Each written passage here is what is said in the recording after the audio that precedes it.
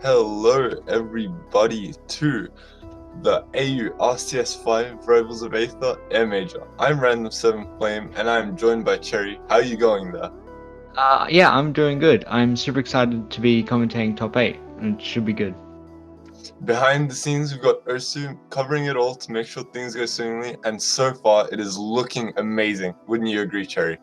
Yeah, the transitions and the layouts are all fantastic and should be running smoothly. That's wonderful. Now, let's take a look at the bracket.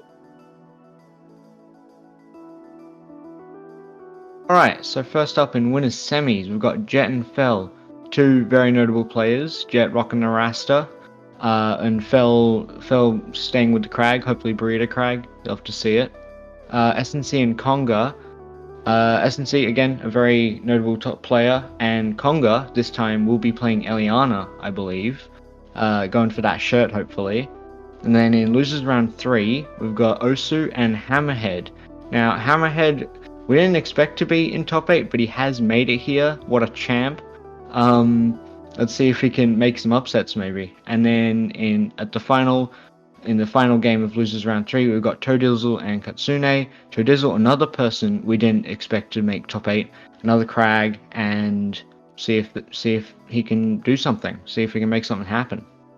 And yes, I want to once again emphasize that hunt for the elusive Air Major t-shirt. Who's going to get it? Is it going to be Jet? Is it going to be Congo? Or is it going to be Ursu on the Rasta this time? We'll have to see and find out. Yeah, the shirt is very scary. Who knows who will take it? But we're starting off. Yep, Ethereal Gates it is. A pretty good Crag stage with the two platforms laid out the way they are, and looking pretty good for Jet, getting some nice percentage off there to start, but Fell bring it back with Crag's heavy hitting moves, really managing to capitalize off his few neutral wins, and a nice parry there to take that neutral. Yeah, Jet and Rasta specifically is very good at taking stocks early, but also the fact that Crag has some really hard-hitting moves, has some very strong smash attacks and very strong like forward air that might take it pretty early, considering Rasta is the lightest character in the game. Yeah, most definitely. And Jet there building up to 105%. Any point that Crag here could bust out a smash attack and kill, and there it was right there. However, Fell 98%. Rasta could kill around this percentage now. Looking pretty even so far, although Fell is a stock up, and there's that kill from Rasta's F smash by Jet right there. And Jet playing quite an evasive neutral there to avoid the spikes. Doing pretty well. Rasta though doesn't want to get his opponent too high percent, because he does reach that arthritis percent where he struggles to kill without a raw strong hit, which can suck. Most definitely. See if Fel can control some more space with Pillar. I know he does like using the Pillar. Ooh, that's unlucky. Very unfortunate as the use of Pillar there, but Jet gonna keep the momentum, no stopping him, and Fel looking to reset his momentum and maybe continue on. Not the best start, but definitely can make do with some errors, I guess. One of my favorite things with Rasta is using the slipstream to extend combos. It does put your opponent in a little bit of hit stun, just enough to combo into maybe a smash attack or an aerial. Definitely. The use of slipstream is something a very good Rasta is doing. A nice conversion off the side beats up there by Fel. He is on 122%. Let's see if Jet is able to close it out, or if Fel can make an upset. And there's the tornado. Oh, the tornado getting the kill off the taking top. It off the top. Yes. Jet winning that game 1 and taking Fel into game 2 there. Yeah, you gotta be so careful of the tornado. Even at low percents, it can just take you off the top so easily. Definitely. Quite a hard thing to avoid. And let's see match 2 on Tower of Heaven, once again making use of platforms. This is Fel's pick to take it to the stage, and I'm guessing he really likes the platform layout here, because Fel quite notable for doing his down B shenanigans off the platforms to lower the spikes down to the stage. Yeah, he's very technical with that. He knows exactly the positions for everything, which is really impressive.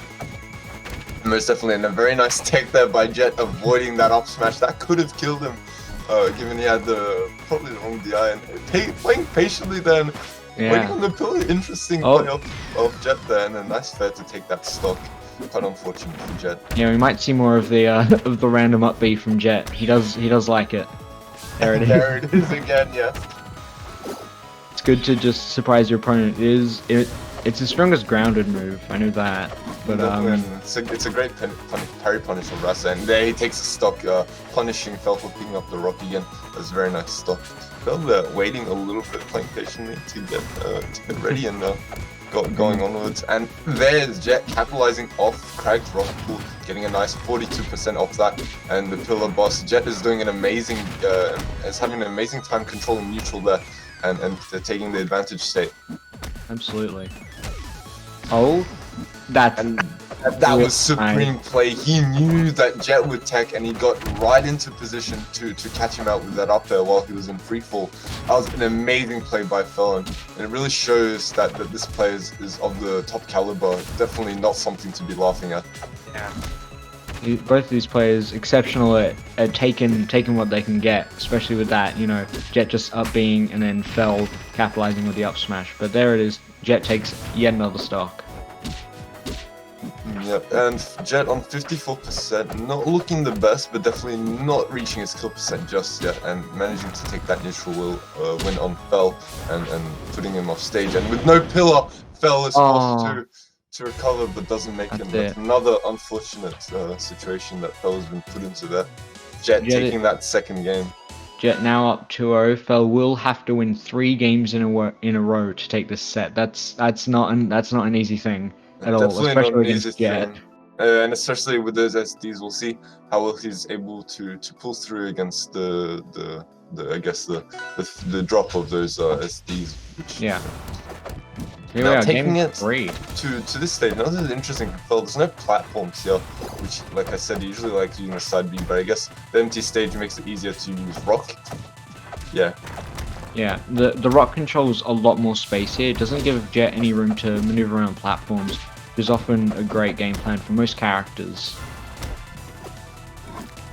It's very nice, and we're seeing that Fel is able to manage 92% in a nice neutral weight to walk back and use the F smash there. Pretty nice option to cover it, and Jet coming straight back out of respawn to take the offensive, but Fel managing to convert off and push Jet off stage and going for those spares. Luckily, Jet with the DI in, managing to make it right back to stage.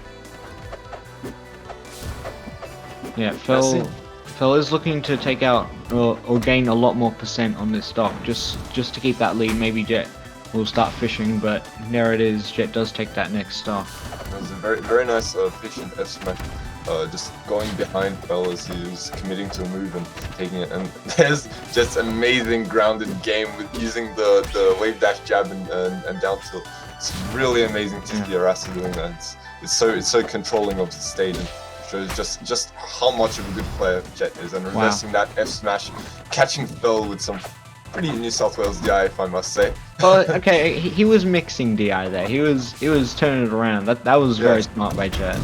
Definitely. And that was very interesting, using down B to fling the rock in front of him to avoid getting hit by the side B. Using down air, sorry. Interesting play by Jet, really managing to work on the spot and think of great situations to deal with things that Fel throws out. That's surprisingly, Rasta's ground game is probably just as good as his aerial game, despite being the air character. Which is odd to see, just because that slipstream allows him to maneuver around the stage so easily. Yep. And Nantic's Katsune has just asked if it's the first set of the day. Yes, it is. This is Jet vs Fel in winners semis. Winners semis. And Jet does take that 3-0. Impressively done. That was quite the set. 3-0. Definitely quite the set. 3-0. Jet having that great Crag practice and Jet being someone who rivals SNC all the time. Yeah. Knowing how to play against Crag and doing a great job with the win there. But that does mean that Fel gets dropped down into losers bracket, and we'll see how well he manages to pick himself back up and go on. Yeah, so Jet does move on to winners finals. And yep, next match we are watching is the second match of winners semis, SNC versus Conga Heli. Another Crag and an Eliana this time, which is super exciting to see. I love me some good Eliana. Yes, definitely. Conga, known for playing SK for the majority of this year, but this time pulling out the Eliana, and of course that is one of his primary characters. He co-mains kind of Eliana and SK, and I'm excited to see what Conga can bring to the tables this time around. Yeah, he's also going for that shirt as well. Oh yes, the shirt, the hunt for the shirt. Air shirt, the hunt for the elusive Air Major shirt. See if he can snatch it. Now, taking it back to Ethereal Games, this is interesting. This is, once again, one of Crag's better stages. I'm guessing SNC managed to force the stage out. It's not too bad for Eliana, but the Crag stage control on this stage is quite demanding. And Conga, oh no, with the SD there, what's going on, buddy? That's not a great way to start game one. An SD, not so good. But one of SNC's strengths with Crag is his knowledge of the angles that Rock is sent by his different moves, and that can be such a great way of getting Eliana out of the air, is just by hitting rock shards to just force her out. It's such a good strategy. Definitely. And Crag getting that momentum going for the up air, not enough to kill, but yeah, there it is. Using rock shots to try to keep move Eliana out of the stage and try to get her to come down in a very. That was just such a smart read. It's very smart of SNC to just throw that up smash there. Interesting, and Conga's back on overheat despite just getting out. Yeah, one thing I've noticed with Conga is that that he does go into overheat a fair amount. He's not very scared of going into overheat, which is good. It means he can take stock super easy, but there are certainly some other moves that he can use. Definitely, and he goes for a Crag down there, and no, SNC down, and it takes the stock off. Was that the SNC bait? I guess so. SNC with his 200 IQ Galaxy brain plays, yeah. Wow. Conga well done. Unfortunately. Well done, SNC. But Conga is definitely not one player to give up. He's gonna come back, and definitely hope to see some good things from Conga to get through this and bring back his momentum. Yeah. Game 2, here we are on the reskin of the reskin from Bond, yeah, definitely. Now, I've had quite mixed feelings about this stage, and it's mainly because of the color palette that they choose, and I feel it's quite vibrant and maybe a bit distracting sometimes during game. What are your opinions on it, Cherry? I think the stage looks great. It looks awesome, but it's not very practical to play on. It's not easy to play on, that's for sure. Yeah, definitely a bit hard distracting. Yeah, for sure. And the SNC losing his stock there quite early with the SDI menu. And Conga making nice use of that missile loop to try and block the pillar, which really ideally gives Crag a timer to get back onto stage. Otherwise, the pillar will fall from under him and kill him. Really, not looking good for SNC here. Already a stock down, and there's a nice eject from Conga trying to catch him out. However, yeah, Conga doing a really good job of controlling the stage here and keeping SNC on his toes. Yeah, absolutely. Now SNC is mine. That's very dangerous. There it is. Now it's gone. The mine is gone. But the mine can be it can be a very big threat. It's such a strong tool, really. That's a nice eject from I think Conga definitely has recently been using eject to his advantage. No one here really has dealt with these eject shenanigans from what I've seen before, and Conga's making great use of that while people are adapting. No tech on that rock, but Conga does survive at 126%, and a nice fair off SNC to edgeguard there. There was some really clean play of his Crag. Yeah, down tilt fair on DIN is really good near the edge. But another thing with Crag to note is that he has two ways to physically change the stage with his rock and his pillar. It can hurt him or it can help him. Sometimes you'll hit your opponent into pillar or rock accidentally, making tech, or some shenanigans can happen. But Conga does take that with the fist up smash. That was an amazing combo. Really nice. Going straight from neutral B, landing on that platform and hitting that up smash. Now that was hype. That was amazing, and that's what we love to see from Conga Heli. here in Australia. He's put in so much work into the character, and it shows. It really does. It really does, yeah. Here we are, game 3 on Endless Abyss. This is another stage that both characters can control quite a lot of space. Eliana has the steam and the mine as well, just to zone the character out that she's facing. But definitely. also Crag with the pillar and the rock again. Yeah, and it was interesting that Conga is now using that mind point here, and that's not something we've seen. I haven't seen a lot from LA players. Well, I haven't watched too much, but it's a very interesting mechanic to fling that mine onto, because it's not just the opponent doesn't have to just worry about the mine falling down them, but it's getting flung. And that was an amazing edge guard Conga, dropping down onto SNC's pillar to use up tilt and then nair to try to edge guard him. Amazing weight from Conga there. But yes, that was an amazing edge guard by Conga taking SNC's first stock. Yeah, that's a really smart way of edge guarding as well. Just kind of dropping the eject, the exploding mech down there, and catching your opponent with up tilt after they tech. Definitely. Yeah, hopefully SNC can adapt to that and do something about it. And there's that mind fling that we see once again. It followed from halfway across the stage over onto the Crag. That was amazing placement, and we're doing a really good job at controlling. But SNC with that rock and managing to push Conga back, and there's the parry to take him back, and yeah. SNC has amazing stage control, especially on this stage, and a nice mind loop that is, not mind loop, missile loop that has hit SNC there, but SNC does manage to convert. The loop-de-loops, they can be quite effective sometimes. Surprise your opponent. You think the Eliana's you think the Eliana has forgot about the missile, but you know, sometimes they're thinking, they're big brain.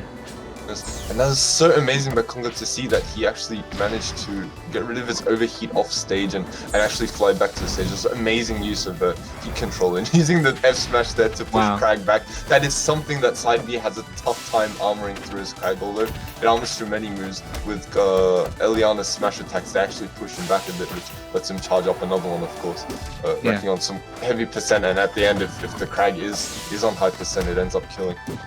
Yeah, absolutely.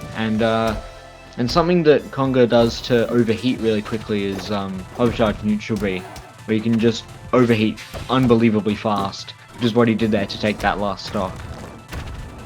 Yep, and I want to point out that recovery, that edge guard that SNC's pulling out the pillar while Conga's off stage, and amazing, takes the stock with up smash. But that edge guard that SNC does, it really forces the opponent to throw out a move, and at the time which SNC can get into position and punish the end lag of the move that they throw out, which is, you know, amazing. Yeah, amazing. It forces out a hitbox. Really, it forces them to commit to an option to break that pillar, and SNC is taking advantage of that. Yes, and we'll be seeing game 4 now. So SNC now 2 up, Conga's on 1, so still not completely out, and I believe that Conga can manage to get this out. And interesting that they're going to Jules Vale, because Jules Vale is one of Conga's favorite stages. So SNC taking into this stage, I'm quite confident against Conga, I see. Yeah, this stage has the blast zones are a lot smaller than you think they are. They can surprise your opponent. Yeah, most definitely. SNC here playing quite more patiently, actually baiting out Conga's moves and to punish him, and he's doing a good job. And there's that pillar action, going with the neutral B throw and the up smash. Amazing combo game by SNC, and a kill confirm, I guess, to take the stock there. Hopefully Conga can take advantage of these side Bs that SNC is throwing out and try and parry them and get a big punish with mine as well. Definitely. And there he goes with that eject again, the elusive Conga option to eject. See how well is guarding SNC. He's still got his pillar and makes it back, but SNC is thrown off with a nicely timed nair there by Conga. Yeah, beautifully spaced. That move is very, very powerful if spaced correctly. The sweet spot can kill extremely early, and especially from combos like missile into nair, is very lethal and one of Eliana's main kill options. Definitely.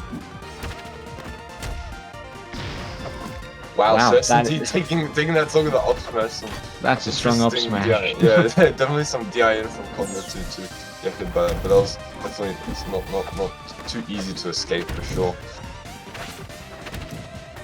Yeah, but Conga in overheat now. Let's see what he can do with it. Oh my god, goes out. Goes SNC out for the waits forward to see smash. Congo flying to him with a fully charged F smash. That was That's very crazy. interesting play. I don't And think S&C was quite ready for that one. I don't think so either, Cherry. Another great thing for Eliana I saw Conga just doing there is using down air on Steam to just like push it along the ground. It's great for catching landings or just approaching as well. It's quite a strong option. Definitely. The use of rock there Wow. stops Eliana in her tracks and allows SNC to get that raw F smash to kill. That was some very nice use of rock and a very nice use of up smash there to take that stock. And there we go, SNC managing to take winners semis with a score of 3-1 against Congo. Congo dropping down into losers, not yet out against the shirt. He might still get the shirt, we'll see. But SNC does manage to take it, and let's take a look at bracket here again. Yep, so now we'll be moving on. Oh well, Jet has moved on to winners finals to face against Jet to see who will make it to winners side grands. But losers round 3 next with Let's Go Sue and Hammerhead 96. Yes. We didn't expect Hammerhead to be here, but he has made it. Very impressively done, and let's see what he can do. Definitely want to congratulate Hammerhead is 60. Quite recently only started this year and they've already climbed so well with Crag, and I know they received a bunch of help from SNC and they're really developing the game, and it's very nice to see players like these really rising up in the scene and taking over. However, Osu this time round is playing the Rasta and he is going for the air shirt, so we'll see how he does. This might be something new for him as a Maple player, definitely. Yeah, we'll see what he can do. I know he has been working on the bird combos and all the Rasta stuff, but let's see what he can pull out for losers round 3 against Hammerhead. Alright, so first stage, taking it to Tower of Haven. Interesting, good stage for both of these characters, I guess, with some short side blast zones if I remember correctly. Yes, indeed. And Hammerhead rocking that neon skin, I'm liking it, honestly. That nice blue and grey contrast. What do you think of it, Cherry? That's looking nice. I do like it. The rock and everything. That's a nice color. I do have to say. Osu really put in a tough foot here with no jump, but does manage to touch the stage. Although gathering 86% put him in a really tough situation, and some unfortunate drift there that leads to his untimely death. Hammerhead on 56. Quite a strong start from Hammerhead here. Really pushing Osu to his limits.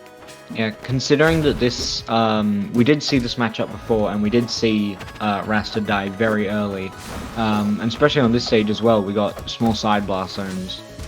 Could be very strong for Crag. Yeah, most definitely. But even so, for Rasta's F smash, I guess can also kill pretty early. Like I said, Rasta is kind of a double-edged sword in that he can kill early, but also he dies early given some DI, I guess. And Osu trying to mimic Jet with those up Bs and really going for it. And he goes for it again, managing to take that stock. Amazingly done. Yeah, hopefully he can rack up some more damage and hopefully not lose his next stock, as he is on 94% already. Definitely, and that's something quite unfortunate there from Osu's side. Yeah, well, losing his stock because of that. Hammerhead playing really clean this game, managing to avoid lots of Fel's neutral, but also getting put out managing to avoid a bunch of Osu's neutral shenanigans, but also getting hit by a few. Osu going for that down B. Quite a committal option there, Osu. Yeah, not sure what you're going for. But if it is landed though, it can be very, very strong. Definitely. A good mix of high risk, high reward move, I guess. Yeah. Osu has also figured out his favorite Ras to confirm, which is, I think it's the down air spike into down smash, which is definitely. Which he's caught in many plays out, I think, over the course of him playing Rasta. Missing the up though. And there is that up B again by OC to take out the stock. Both players relatively even. OC though racking up percent now, reaching his kill percent very soon, especially against Krag, has these formidable, large and heavy hitting smash attacks and kill confirms. Yeah. One thing I do want to note with Osu though, his play, it's very... He's amazing at adapting, and he can do a lot of stuff with jab. So he conditions his opponent to do like force an option out of jab 1-2 or just jab, and he can read it so well.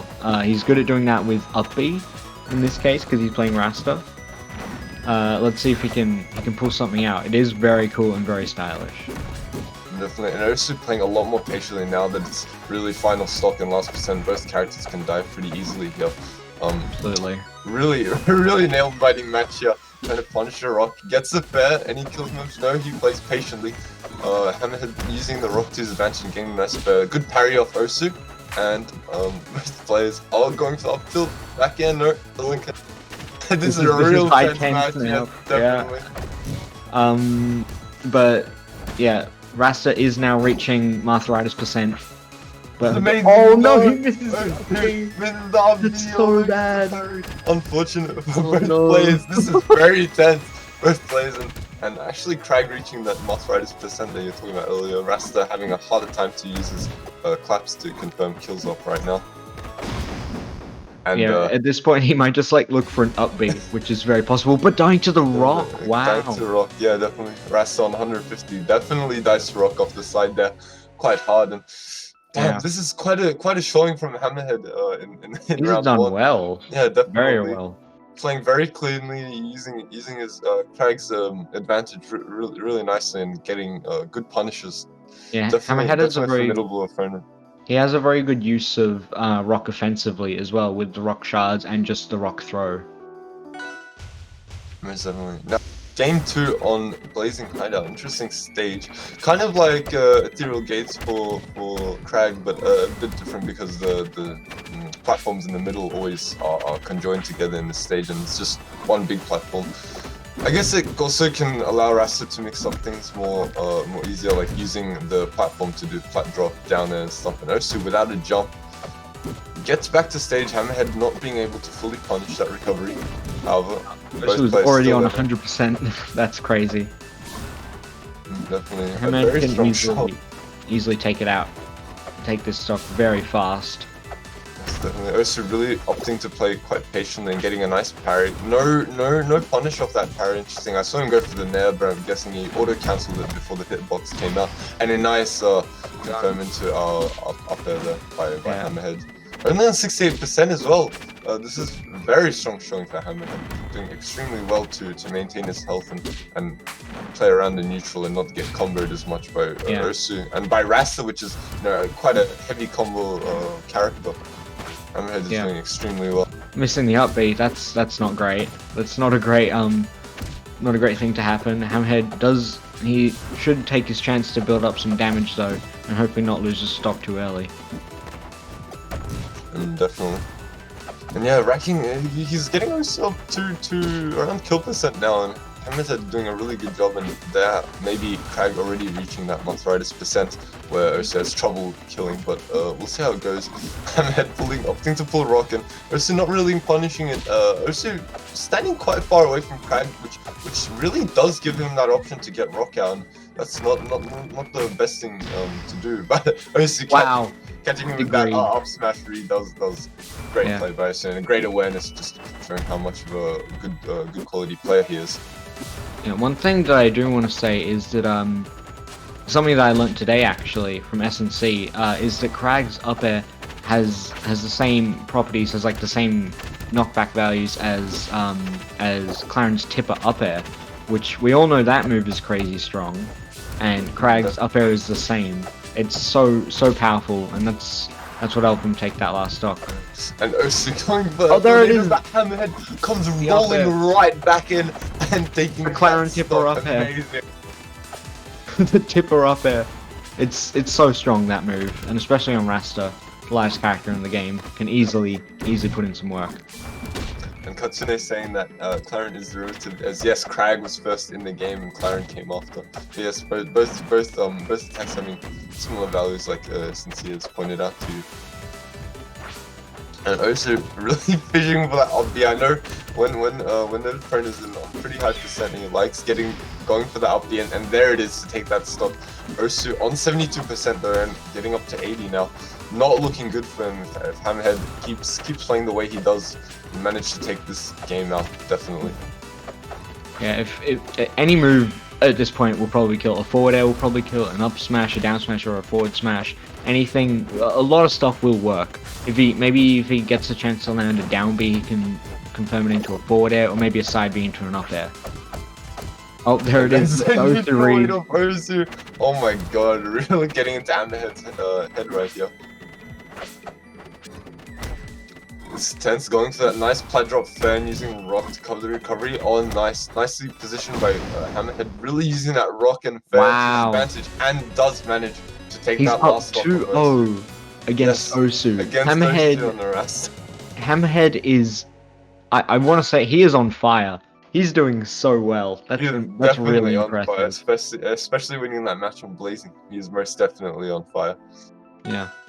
Imagine if Hammerhead gets a 3-0 on Osu, one of our top players. That would be amazing. That would definitely be amazing. But we must remember that Osu is playing the Rasta, not a character that is too used to, because with Maple, he's got a lot more experience. He has a more of a feeling and an attachment to the character, knowing how the character really plays in his hands, and it's something that Osu is losing out on by playing Rasta here. But definitely not something easy to do. And Osu comboing him with jabs. Oh my god, looking like a wobble there, but not completely. Yeah, you never want to be caught being comboed while holding rock as Crag. That's such a horrible thing to have. There's a very interesting down there, using picking up the rock and flinging it back at Hammerhead's face. That's very nice, and a nice down air into up smash. Classic Crag kill confirmed by Hammerhead, and Osu going for that tornado there, trying to catch him out. Missing the up B though. That's a bit annoying. That might have killed. Air Armada is a fairly small stage. Definitely, and we're seeing once again that up B from Osu. But Hammerhead opting to get the rock back, and that was, I think, the right choice to take that rock back in, because rock's been providing him such good neutral coverage, especially against Rasta in the slipstream. Yeah, Rasta deadly in the slipstream, as we know. But he can also throw it at short hop height to cover a fair amount of distance, so he can still travel on the ground and a bit in the air, which is very helpful for him. But as we can see, Osu is staying more grounded, which can be certainly useful because of that slipstream being such a big threat. Amazing conversion there! Wow. Osu hitting that down air, going for the down smash, but Hammerhead we call that a reversal. Yes, and reverse the edge guard back on Osu and fares him off stage. That was an amazing stock by Hammerhead, and really shows the prowess of this player and growing up in the scene. Yeah. Doing amazing. But Osu still not a player to frown upon. He is so amazing at this game, and he has such amazing fundamentals, which is why I think he's doing so well on the Rasta. Definitely, and he goes for that up B and then does secure the kill, and that's a very nice moonwalk. It looked very stylish, wouldn't you agree, Cherry? Very cool, Osu. Yeah, Hammerhead looking to play safe now. Osu is reaching a high percent. He's probably at death percent for every smash attack Crag has at this point. That was a nice tilt boost of Hammerhead, something I may have not have caught on to, but that was very nice to push Osu out of stage. However, no edge guard, unfortunately, and a nice parry punish with the down smash, and that means that Hammerhead has won 3-0 against Osu, and that means Osu is out of the running. He's been knocked out already and loses round 3. That's amazing. Amazing play by Hammerhead. That's so impressive. That's unbelievable. But yeah, next up, well, actually, Hammerhead is moving on to verse Fell in losers quarters. We're going to see the Crag Ditto coming up in a bit. But now we've got Todizzle and Katsune. Todizzle, same with Hammerhead. We didn't expect him to make it here. Katsune, another high player that is very, very good at their character and very just good at the game, really. We do expect them to make it here fairly often. Definitely. It should be an interesting matchup. I'm guessing Todizzle is going to be playing that Crag, and yeah, Katsune is definitely going to be playing that Ori here, and we'll see how it plays out. And knowing that Katsune recently has main Crag, probably knows Crag's options too, so they can probably deal with Todizzle Crag pretty well. Although I have heard the matchup goes fairly evenly from these two players. But something else that Ori can do is just fling the rock back at Crag, which can be a very strong option to just take control of more space and to put the aggression back onto your opponent. Yep, definitely. And let's see, first stage on Ethereal Gates again. A popular stage among this tournament from what I've been seeing. Tower among the Crags. Ethereal, yeah, definitely among the Crags, and a great stage for Crag as well.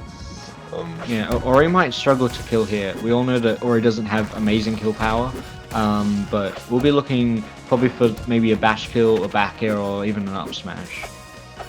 Definitely. And Todizzle, nice, using that down B to catch Orion and pull the rock there. Nice use of Pillar. Wow! Oh my! Amazing early kill of the Ori. That was really smart. Some very smart plays by Todizzle here. Once again, showing how amazing these players are to make into top 8 and the growth in the scene so far. Yeah. Something else with Ori, Ori's method of controlling space is indeed with Sign. Little orb, but oh man, Katsune getting cucked. That's definitely hit by the down B, getting pillared on, jumping off the pillar and coming back. Yeah.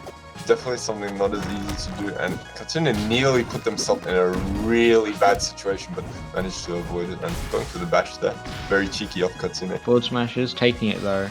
Oh yeah, so what I was saying with Sign is that Sign is almost like just another player that's kind of floating around and can control space with the Sign charge and even extend combos with the Sign taps, as we should see from Katsune, as they are very good at that. Most definitely. But Todizzle holding his ground, and Katsune opting once again, kind of like Osu to play a bit further away, allowing Todizzle to grab rock, and that's not something you want to be doing because, as we've seen before, Crag's rock is an amazing neutral tool and it lets him gain so much more, and Todizzle using the side B to make it close to the stage. It's a parry. Going for the F smash, very cheeky off Todizzle, just manages to miss it though, but definitely jab F to F smash, that's impressive. Katsune is looking to bring it back though, only on 44%. Hopefully we can see the reverse 3 stock, that's always good. Yeah, definitely, and looking to be so, Jesus, Katsune is really pushing Crag off stage here. Crag no pillar now, that's a dangerous spot to be in. Yeah, the Katsune is off stage, getting hit by the F smash, it's very tight, and Todizzle opting to down smash there, trying to get a read off Katsune.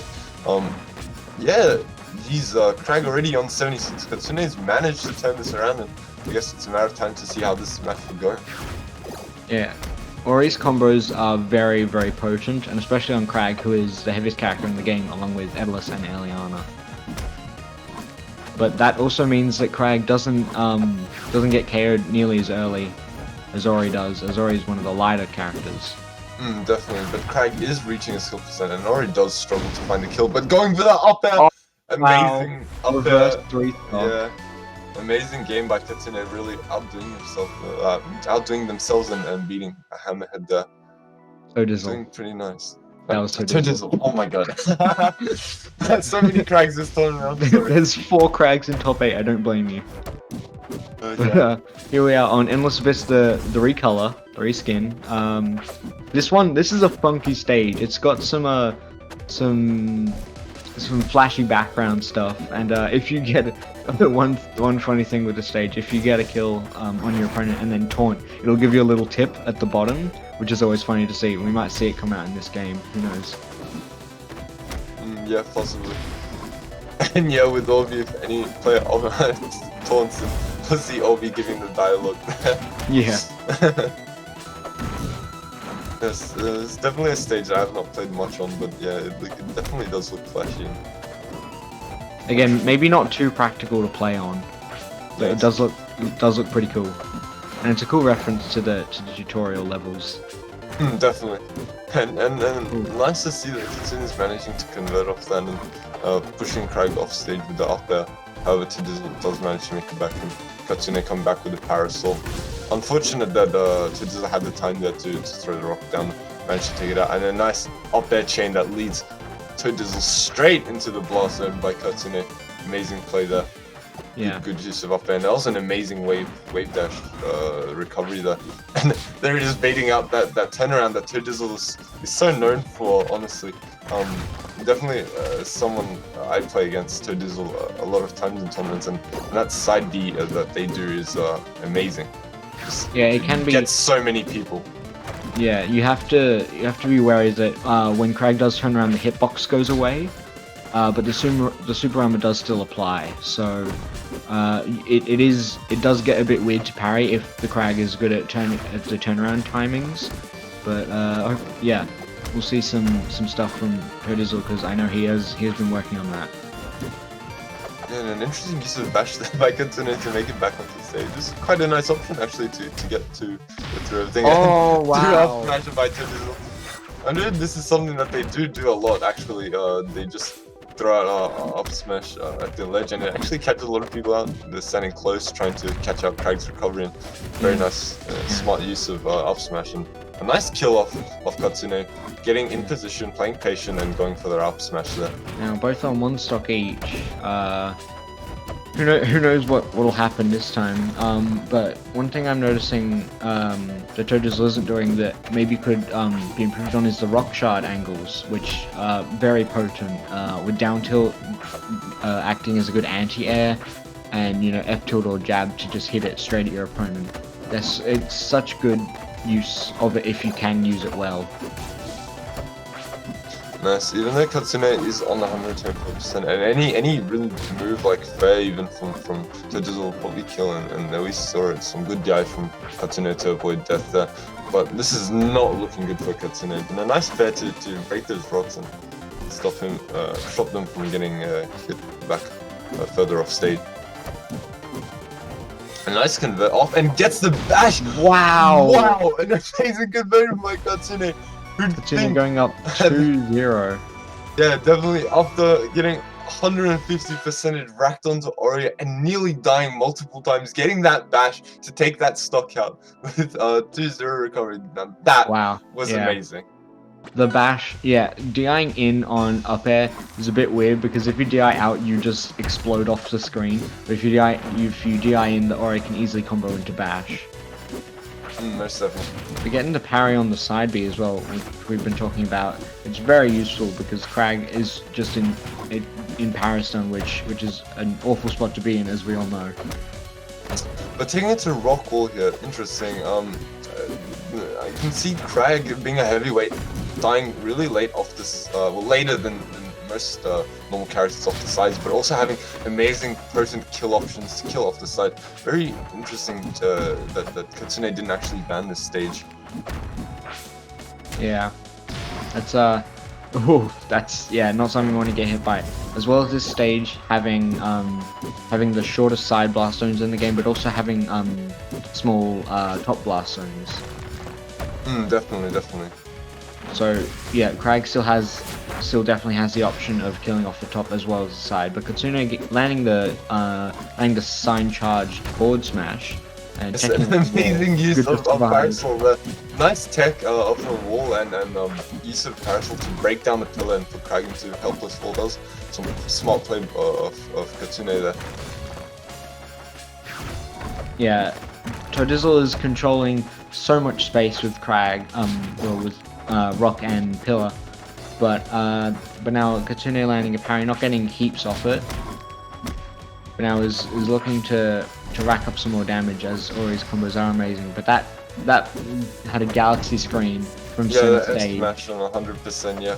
That just shows how small this stage is in terms of blast zone. Nice jump to side B, but Todizzle managing to turn that recovery right around and once again getting the rock off the down B. Something that Katsune is not having an easy time punishing, and that could have been extremely bad for Katsune, but they've just managed to avoid Todizzle's shenanigans there.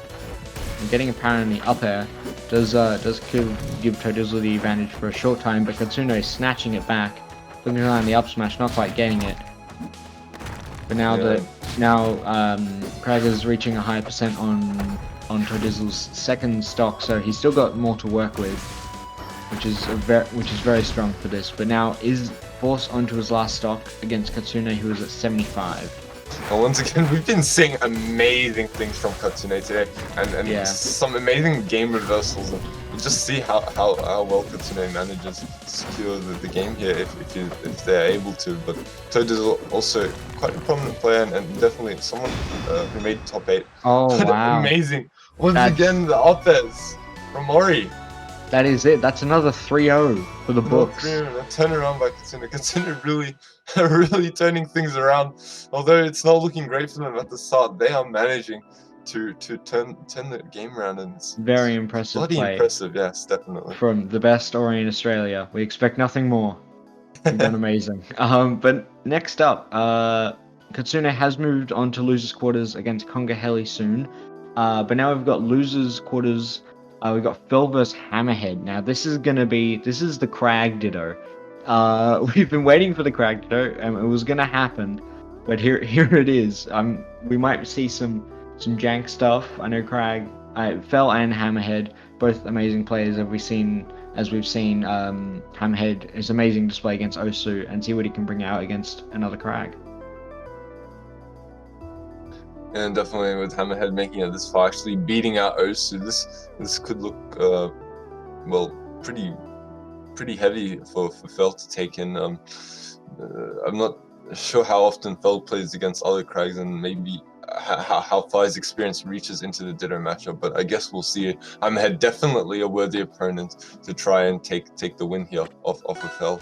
Definitely the underdog in this situation. And this is a very nice rivaling skin set, Burrito Crag versus, what is this, Neon Crag, I guess? It's like teal and grey. I love it. Yes, it looks amazing. Amazing skin design, Hammerhead, I must say. Oh, is that the Gimp? Is he dead? Oh, not quite. Yes, there it is. It is the Gimp. Wow. And Fel taking that stock extremely early, really giving him a nice advantage. Yeah, most definitely. And once again, already has the percentage higher than on himself, and using the pillar there. Really pressuring Hammerhead. This is not looking good. Something to note in the Crag Ditto is that if there is a rock just sitting on stage, the opponent Crag can grab it and take control of it, so it's now their rock, as you might see coming up soon, hopefully.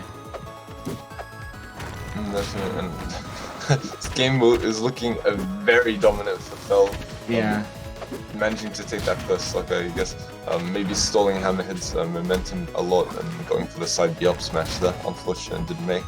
But yeah, having such a tight, dominant match, I guess. Hammerhead is making up the percentage slowly but surely, although he is on 160 himself. Yeah, both players looking for the kill here. Reaching extremely high percents, but Fel taking it with the fair. This stage, small side blast zones, which can benefit Crag immensely with the extremely strong fair and forward smash and down smash. Definitely. That was a very nicely spaced fair by Hammerhead answering back with another fair to take it. And Fel playing off stage, deciding that playing off stage is the safest option there, and it was very nice to see because Hammerhead not really choosing to respond to that. And using the down there, not managing to edge out there, but racking on some amazing percent there. Very well done by Hammerhead. Yeah, oh, the side Bs, they're rolling out. The Crag's rolling out here in stage there. So you might see... Nice use of down B. Yeah, they're both... I've seen both of them have amazing use of down B with platforms as well. But looking to space those rocks, control more space as well. Both players having some really nice movement amongst the platforms on the stage, doing really well. Hammerhead taking that helpless full state from Fel knocking down the pillar. But looking good for Hammerhead, managing to rack up 135% on Fel, although it is going to be very tough to work this game back, especially against such a great player as Fel. Yeah, absolutely. But that forward, they're not taking it yet, as Crag is extremely heavy. Looking very tight, and Fel hitting that up smash to hit Hammerhead into the top blast zone. A good standing for Hammerhead, I must say, especially against Australia's second best Crag, I guess. Yeah, well, Definitely a good standing. Oceania's, because Fell's from New Zealand. Oh yes, Ocean Yeah. is definitely. Yeah, but for such a slow character as Crag, these players are making Crag look so fast and just so exciting to watch. Most definitely they are. Now, game 2, taking it to Spirit Tree with a high top plus zone, I guess. Low, very low, very low. Very low, yeah, extremely low. Fell going out there, not managing to get the edge guard, and Hammerhead trying to answer back with his own edge guard, but Fell does make it back to stage and takes advantage back. Both players on even percent. Fell not managing to secure an early stock this time around. However, doing a good punish game on Hammerhead, and their Hammerhead going for that up there to try and kill really early, but Fell really sticking like glue there. Wow. Too much to the point where he has these. That was very unfortunate. And a nice pillar removal of Hammerhead there. Nicely done by Hammerhead to take that early stock there. And the up air, yeah, taking it. We've got very low top blast zones on this stage. Hopefully we'll be seeing some more up smash or up air kills. They are very potent. Most definitely.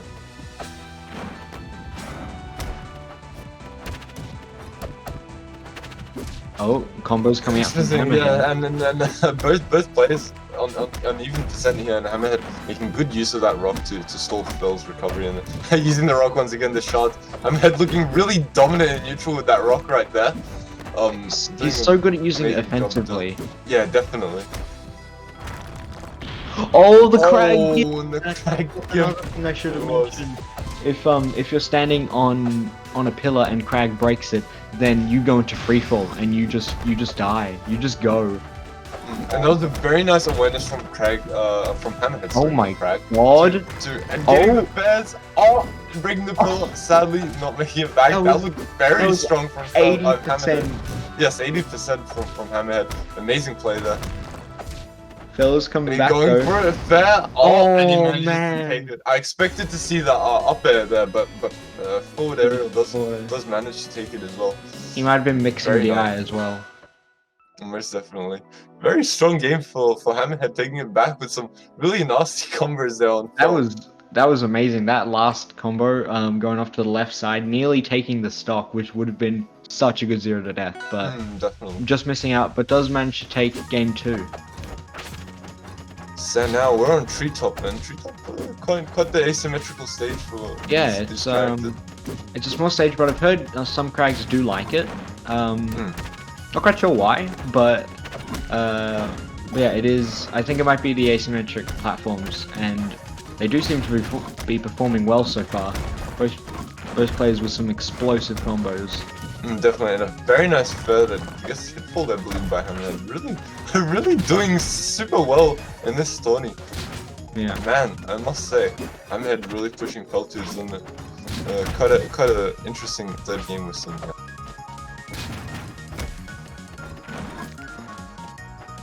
As Katsune just pointed out, the Treetop, although being a small stage, it gives Crag's options to control the space a bit more because of its size. Ah, of course, yes. It controls because of the rock pool and things. Yeah, thank you for pointing that out, Katsune. That is very helpful.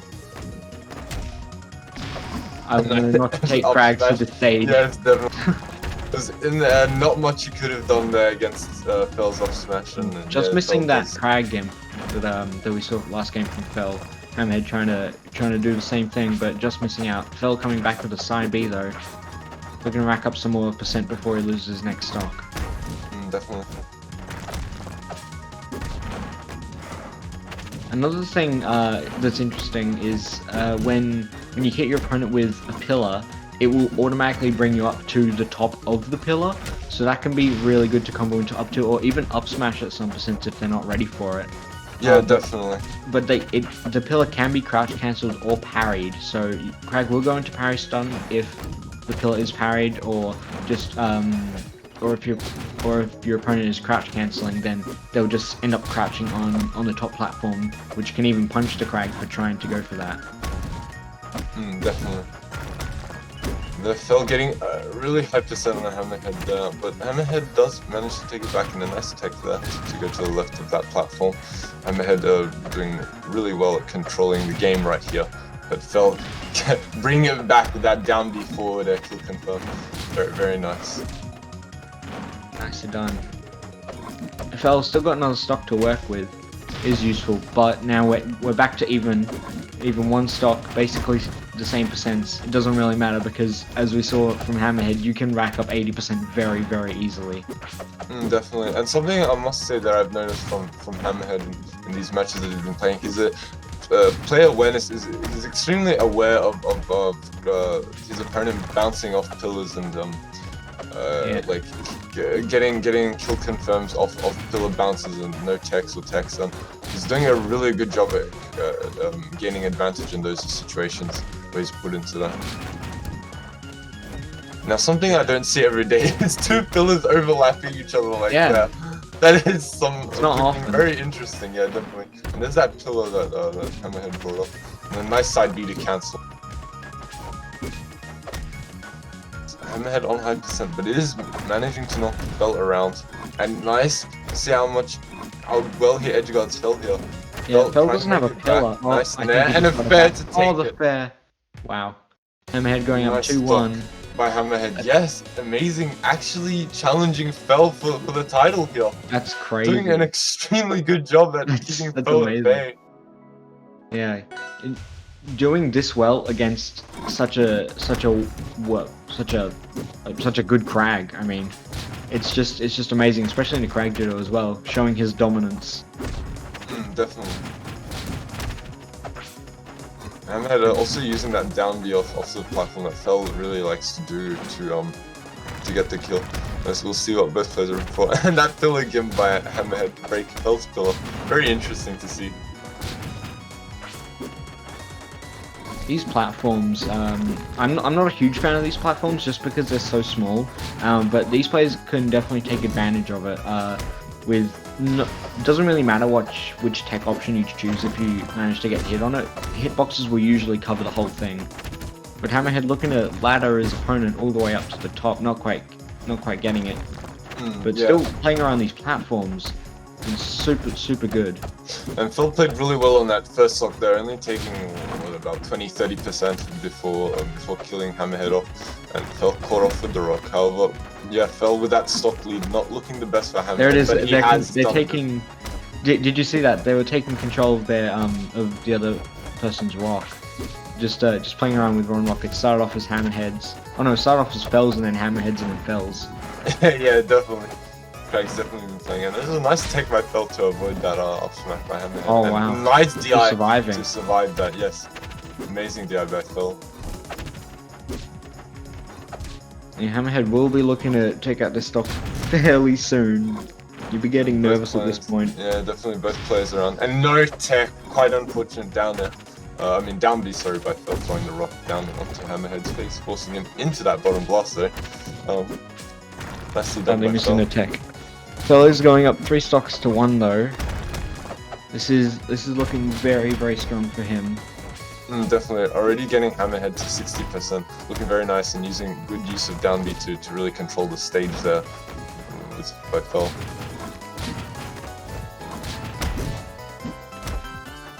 Nice, punishing Hammerhead while he pulled rock.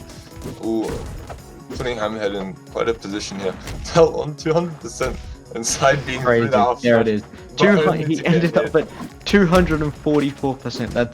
That's incredible. That's so hard to do. To survive that long. Yes, and he hits the tech this time, Hammerhead. Well done, learning from his previous mistake, getting the up there. Damn, really playing well. Fel fishing for the smash attacks, and there's the parry punish with the down smash there. Alright. Interesting. That's Fel answering back, using all of everything in Crag's kit.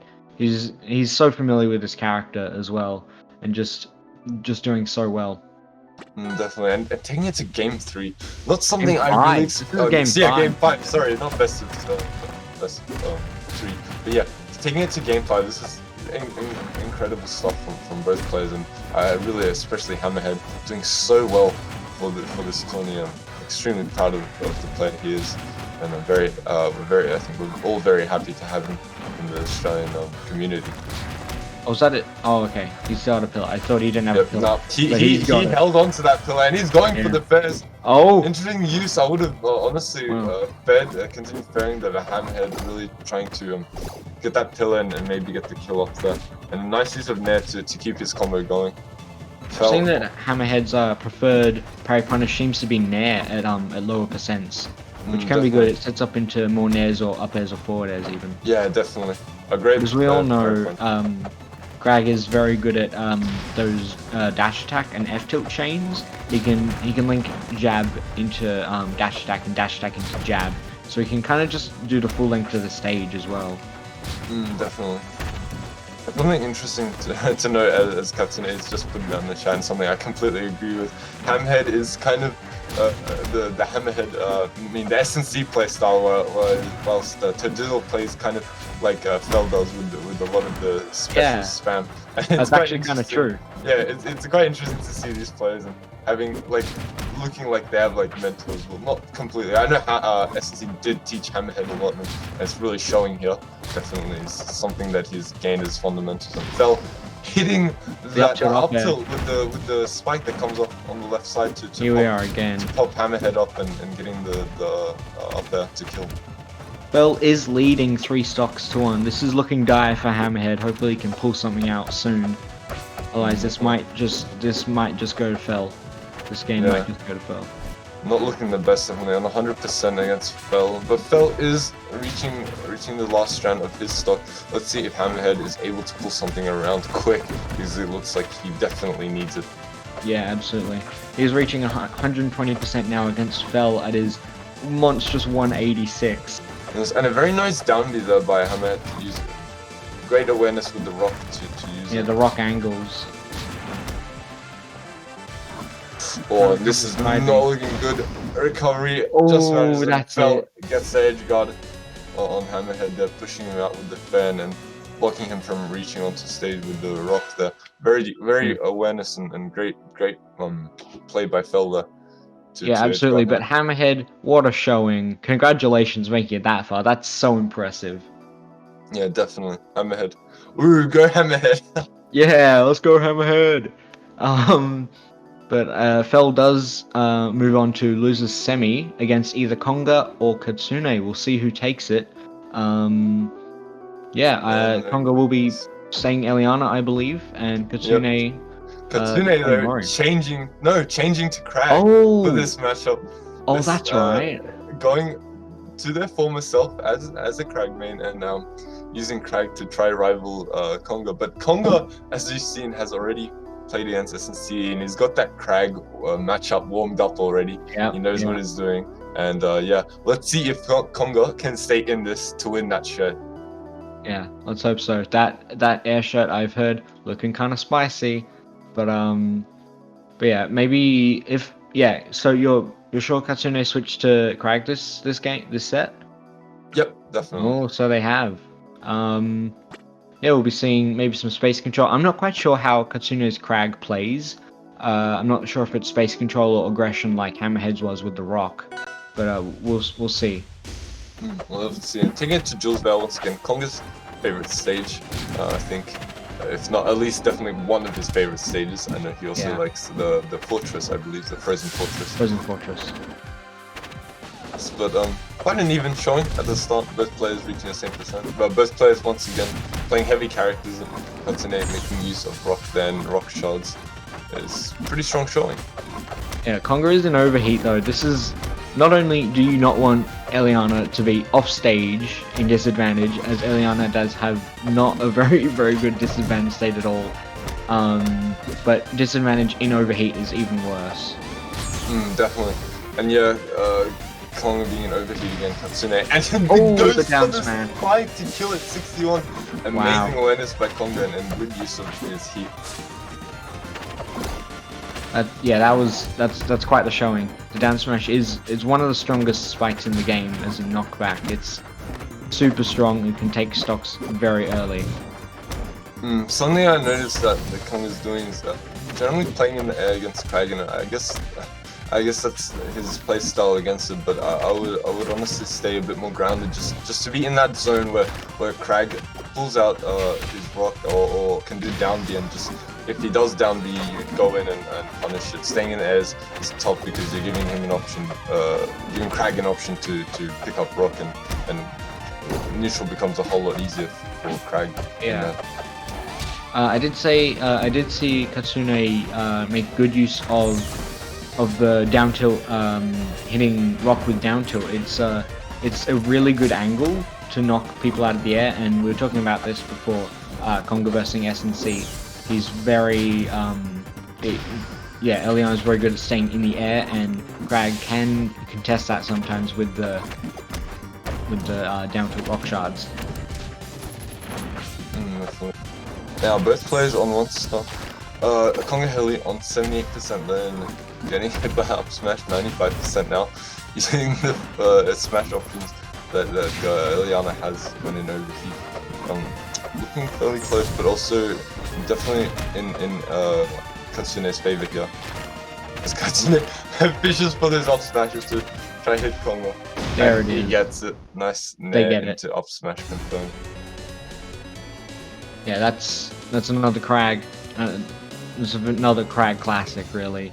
Nair up smash, super strong, great option, and also off running off platforms is really good with that as well, which Katsune just pulled off.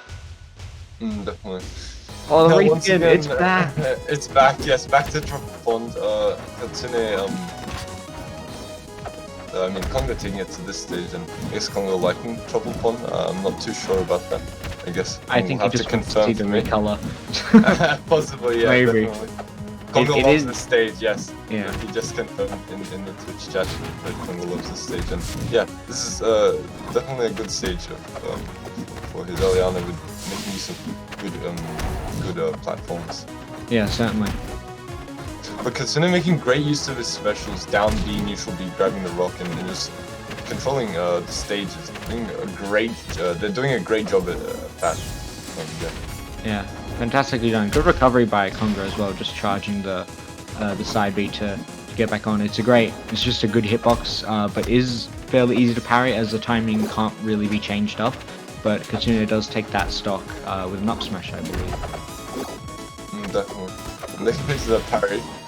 Nice confirm of Conga using the neutral B, but side B actually armoring through all the 3 explosions are left by mine. That's not something I've seen, but now I know, I guess. Side B just armors through mine completely. I didn't expect that. And there, Katsune making nice use of rock shots, trying to edge guard them, and the neutral B. And to F smash up, Conga taking that from stock. Katsune, but doesn't matter. He does end up taking that stock. Yeah, and there's a nice raw F smash right now by Katsune to take off that stock. Conga being on 130, definitely dying to that galaxy. Yeah, this stage layout as well, I want to mention, is can be good for Eliana, as if she is forced to eject, those side platforms can help out as they are a bit of an overhang off the side. Definitely, makes the recovery a lot easier. And oh, there it is again. To the side B kill confirm. Galaxy with the missile. Yeah, amazing play by Conga to push Krags off, and he's been doing this a lot in these tournaments. Actually, the two things he does, he either lands on the pillar and catches the Crag out, or either leaves his mech to explode the pillar with his up B eject option. That's and such a great option of mine.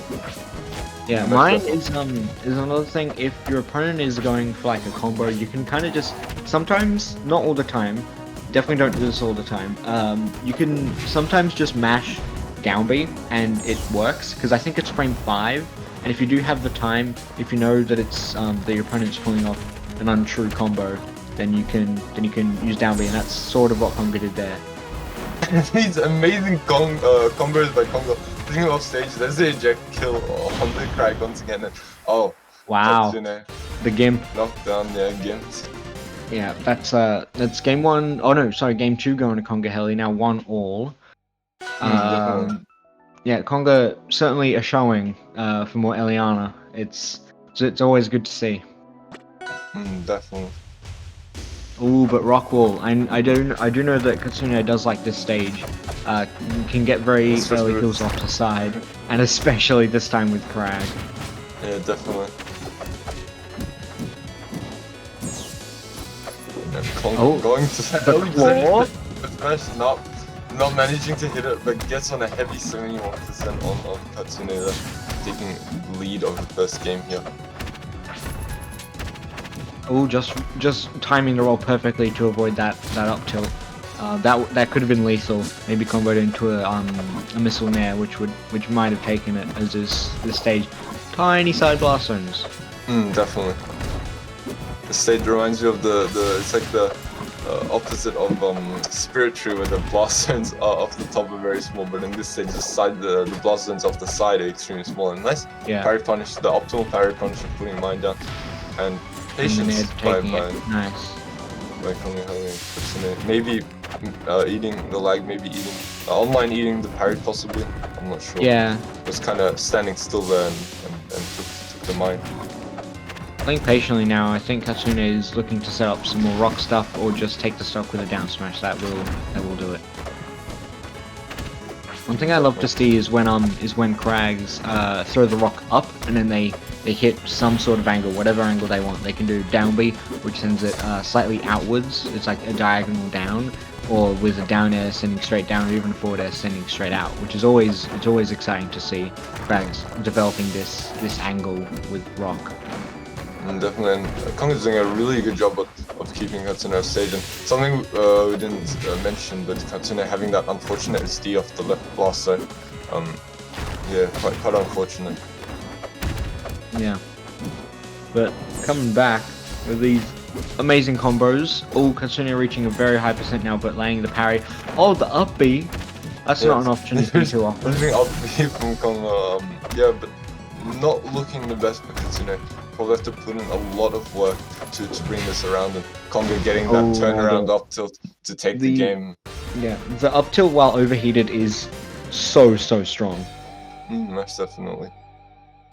He can take stock super easily. Konga taking that game 2-1. Yeah, we'll see what stage. See what happens. Oh, running it back to rock wall. Yeah, all right. Definitely. Very interesting. I think. Hopefully, I think they feel confident in their ability to seal out some early stocks made with forward air. As a stage. This is Katsune's pick, and very interesting pick, but I guess a good one for Craig. And there's Kongo once again making good use of overheat and using his controls over steam to come back onto stage with full steam. Yeah, absolutely. But now Eliana is in disadvantage, but managing to take it back pretty easily. Konga Heli now in overheat. Oh, the double forward smash. That's nice. Nice to see from Konga, something we see and something that works as Eliana, definitely having really good smash attacks, especially can do them both grounded and in the air, which gives Eliana a lot of options with those smash attacks. Of course. But now in overheat again, Konga does seem to be playing very smartly with his overheat. His overheat. Sorry. But yeah. Oh, Katsune landing the back edge to the up smash. Just take the stock. But now both on 2. Mine. Konga making use of that mine, and Katsune not doing with the mine. There's something I'm not sure how many people know this, but you can actually crouch cancel the mine if the missiles hit on you while you have the mine, and you're not like extremely high percent. You can actually crouch cancel. Wow. And there's that option by Konga to land on the pillar, use off tilt, and take the stock again. Yeah. Yeah, you can crouch cancel mine. The higher percent you get, the less you can crouch cancel it. When you reach about 200%, you just can't crouch cancel it anymore, and it just kills you. So you will have to look out for that. But getting to 200% itself it's quite the hard task, I must say. Absolutely. We're just dancing now. Katsune nearly landing a kill with the upper, but Konga landing a parry on the rock. Now just bouncing between the rock. Definitely, and Konga doing a great job to push Katsune onto 100%. looking very good for Congo, not so good for Kitsune. Maybe Congo taking game 3 here, but he just manages to push into that side B a bit too much. And Congo doing those missile loops to screw Kitsune up. Kitsune going for all these side Bs. You gotta be very careful definitely. of the missiles looping around. But the side B armoring through that, the mine explosion. That's not something you really want to happen when your opponent's at 150. Definitely. And there's the eject. Not killing Kitsune, having good DI. Conga we're celebrating a bit too early. Conga! Oh man. That's... oh. That's a bit BM. But it's okay. Conga getting Kitsune onto 170%. Oh! Kitsune really reaching for trying to take it.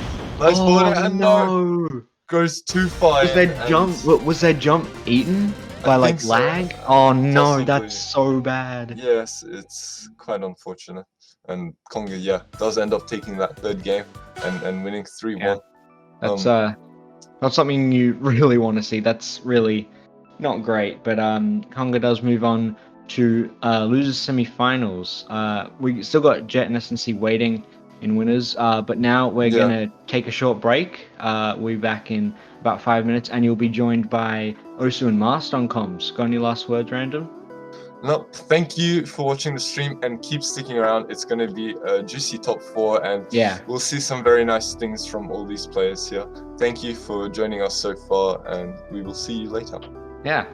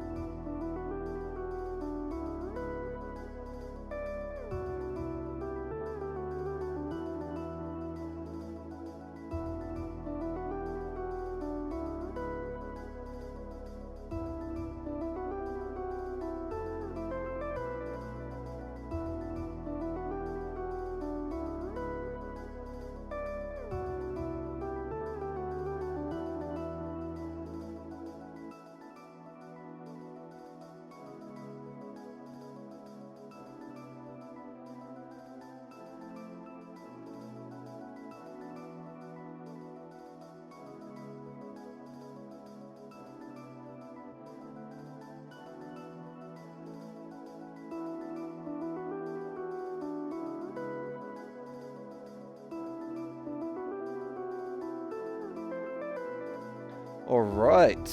Hello, everyone, and welcome back to Top 4 of the AU RCS 5 Air Major. I am Osu, and I'm joined by Mast, who unfortunately isn't able to use a webcam due to technical difficulties with his PC.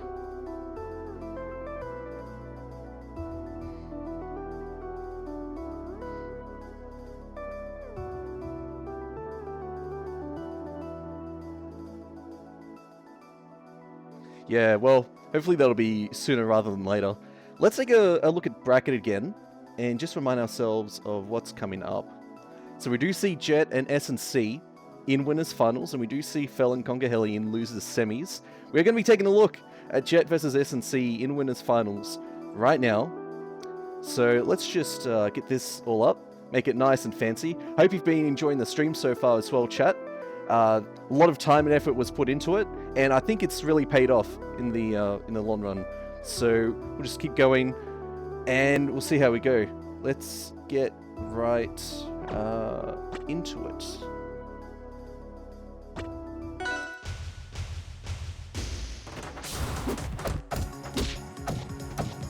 Dude, it's been that way for just years and years and years. You know, it's just the classic rivalry. You know, kind of like how back in the day there was Neeson and Dave. You know, the other rivalry, of course, was Jet and S&C. And I think online, unfortunately, makes it a little bit more difficult for S&C to perform the kind of things that he wants to do, because he's a very technical crab and likes to think and react to various options. Ooh. The chat cannot hear you. Give me 1 second and I will fix that up for you, chat. And this is so sad. We should be good to go. Try speaking again, Mast. Oh, hello? There we go. The chat should be able to hear you again. Alright, good that Beautiful. we fixed it up. Thanks for letting us know, Katsune. But, yeah, so right now, like, we'll see the classic position of S&C kind of taking the lead with a high percent, and up to Jet to get that kill, even though, you know, Rasta can't really combo at the end here. But Yeah, it's very interesting to see Jet versus S&C as well, in that the players can be very volatile. You know, you can see a 3-0 go either S&C's way or Jet's way, and it can really depend on tournament and how much practice that they've got at that point. And we do have a comment in Twitch chat saying that, Mars, your voice is like body cream.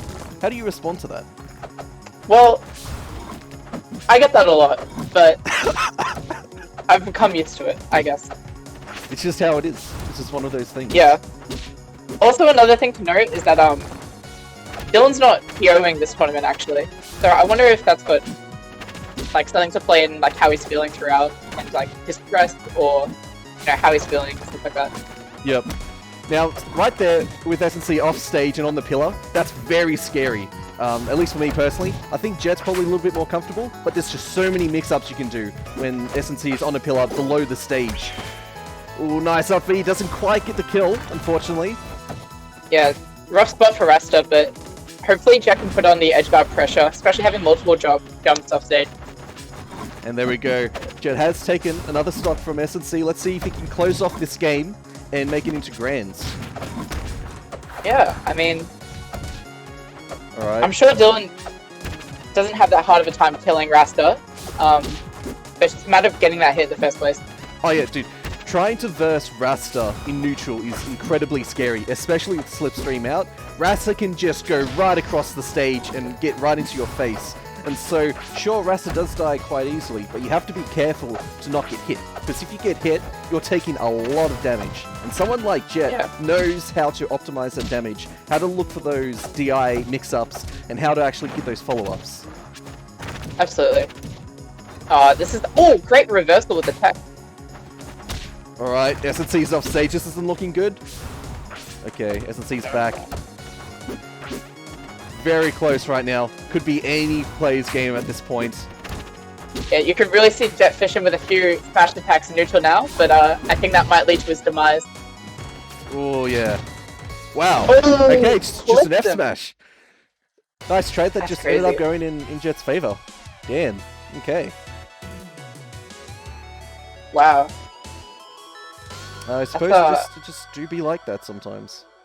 I- All right. Yeah, I mean, Yeah. Apologies, chat. Let me just get myself all set up with OBS. And I think this should be good. Let's test it out. There we go. It's working just as I expected. Okay, let's take a look at the next game and see where these two players decide to go. Well, of course, where S&C decides to go. I think Dylan likes more space against Rasta. I'm really not too sure. Because both the people like space, I guess. Like, Jet likes to run around a bit, but Dylan also likes to have space, like, to set up his frag cup. Yeah, I find the same. If you give S&C a lot of space, he'll definitely take advantage of that and just try to maximize the amount of rock usage and pressure at a distance as he can. He also likes to make use of rock shards to try and get in your face at a distance, while not being too exploitable. But I don't know. Dylan seems to be coping like a ton of damage, but then he's doing a good job of mixing up his DI to not get the last hit at the end of Jess combos. This is the kind of patience that I was talking about earlier, where when S&C is on a pillar, he'll just kind of sit there and wait for you to try and commit to something and then try and figure out how to punish. That's an unfortunate loss of stock for S&C. We will see if he can bring it back. He's been in worse situations before, so, you know, I'm sort of faith. Oh, Jet's off stage. I believe he's without jump. This is classic Dylan S-bounding right now. He gets the read, doesn't quite get the kill. I think he was hoping that down smash would have gotten the stock, but I think a better approach would have been probably another drop down fair to get Jet back off stage, build up a little bit more percent, and then try and go for that down smash read. Yeah. Crazy thing about these players is that they will adapt their DI and their rolls, and so it's interesting to see how the two players try and anticipate the opponent's actions and where they're going to go. Yeah, just see at the end of Jet's combo there, Dylan was just able to go all the way to the left and avoid the smash attack. Really impressive for him to keep up on those, but not on that time. Oh, wow. Okay. Just a nice parry there. Just trying to rack up some percent. Alright, getting back off stage, getting a lot of percent done very quickly. This is what I'm talking about, where you have to try so hard to avoid getting hit. And I mean, Jet has to try and go for all of these to build up the percent, because Crag is so heavy. The pillar kind of messed up with Jet there, but I loved what he was trying to do, delaying the down air while Dylan was on the pillar. Oh yeah, definitely. Alright, let's see what SC's going to do here. And there's another mix-up from the pillar. And he just keep on catching him on the roll reads. Yeah, so SC is definitely he's definitely not sleeping during the set. He's thinking about what Jet's doing. Nice parry again. Oh my god. Wow. Okay. You hate to see it. That's kind of crazy. All right, let's update the scores. That's almost like mental degradation, knowing that like you could have had a kill and you just missed it because you held for like a split second longer. Yeah. Like, it just gets to your head. Yeah, well, that's just what happens at this top level of play. Now, this is an interesting stage, Triple Pond. What do you think of this in this particular matchup? Yeah.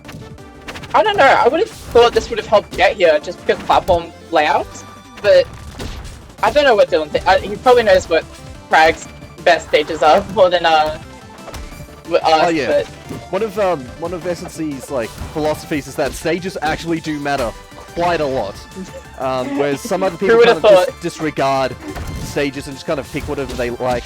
But I found in my own personal experience from what S&C has taught me that stages can really give you an advantage just for free, essentially.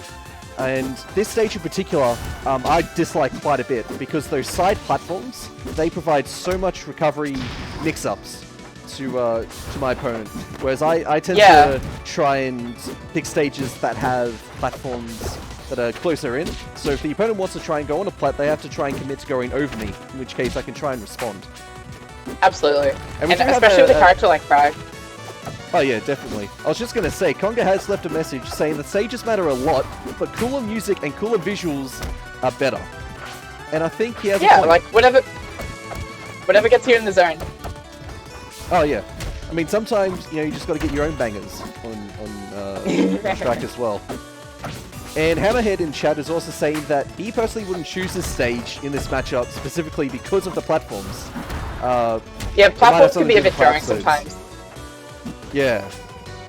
I think that With that platform on the very top as well gives you so much control over center stage. And that was a very cool upbeat from Jet, getting the stock right there.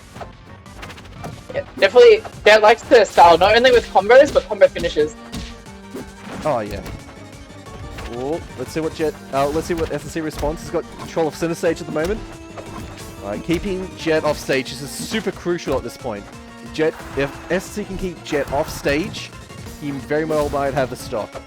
One of the things that SNC has also kind of tried to teach us is that even if you let the opponent back on the stage, if you take control of center stage and try and punish their movement to try and capture it back, that can be just as effective an edge guard. You don't have to try and smash at the edge and try to kill them off stage. You can try and exploit them. Maybe they try and roll towards the center stage and you get a free smash attack from there. But that's going to go to Jet, and that's 3-0 right there. Wow. Just picking up on defensive habits, but Jet seems to just be reading the movement of SNC coming back to the stage quite frequently, and that has resulted in pretty good combos leading to kills at the end there. Hopefully SNC can come back from this, because, you know, SNC is going try-hard. He said himself, he wants the big money, and there is, you know, comparatively big money to be had. In fact, like, the amount of money you get for first and second is just greater than what we've ever seen before, essentially. And so there's definitely a lot on the line here. Oh, wow, indubitably. I like the vocabulary right there. I was quite disappointed to see a lack of air characters. Only seeing Osu, you two, go with the nice Rasta here. Bunch of tryhards, if you ask me. Well, it is what it is. But it's going to be better in the Earth Major. A lot more elemental characters there, just by nature of the Australian scene, tending to value crags a lot more than other elements. Well, I'm going to be a cool kid and not play crag. What? What are you going to play? Zetaban. You're not even going to play an Earth character? Oh my goodness. I might pull out the Maple just because it's like a favorable matchup there. That is true, actually. But you'd have to practice Maple a little bit. You don't just get the match for free. But if you grind out the Maple a little bit, you can definitely go a long way. And my Maple stick. Have you seen...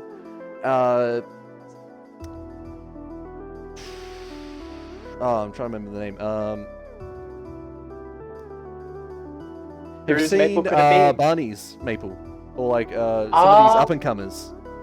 I've only seen the Rano. But the Rano's pretty fast with like hip-falling stuff. Alright. Still getting myself set up here. Give me one moment. We are going to be in losers semis right here. With Fel and Conga. That should do it on my end. Let's take a look at game one. Here we go. And here we are, starting with Forest Floor.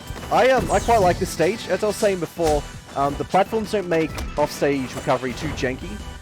But in this particular matchup against Crag, Crag does have a lot of grounded options to try and pressure you in center stage. Absolutely. Oh my gosh, he's dead! Wow. What was that DI, Conga? What are you doing? Just like that. Yeah, I really love watching these players just because of the wacky stuff that they do. It's just crazy, like with combo extensions, or just like, I'm surprised things work, you know?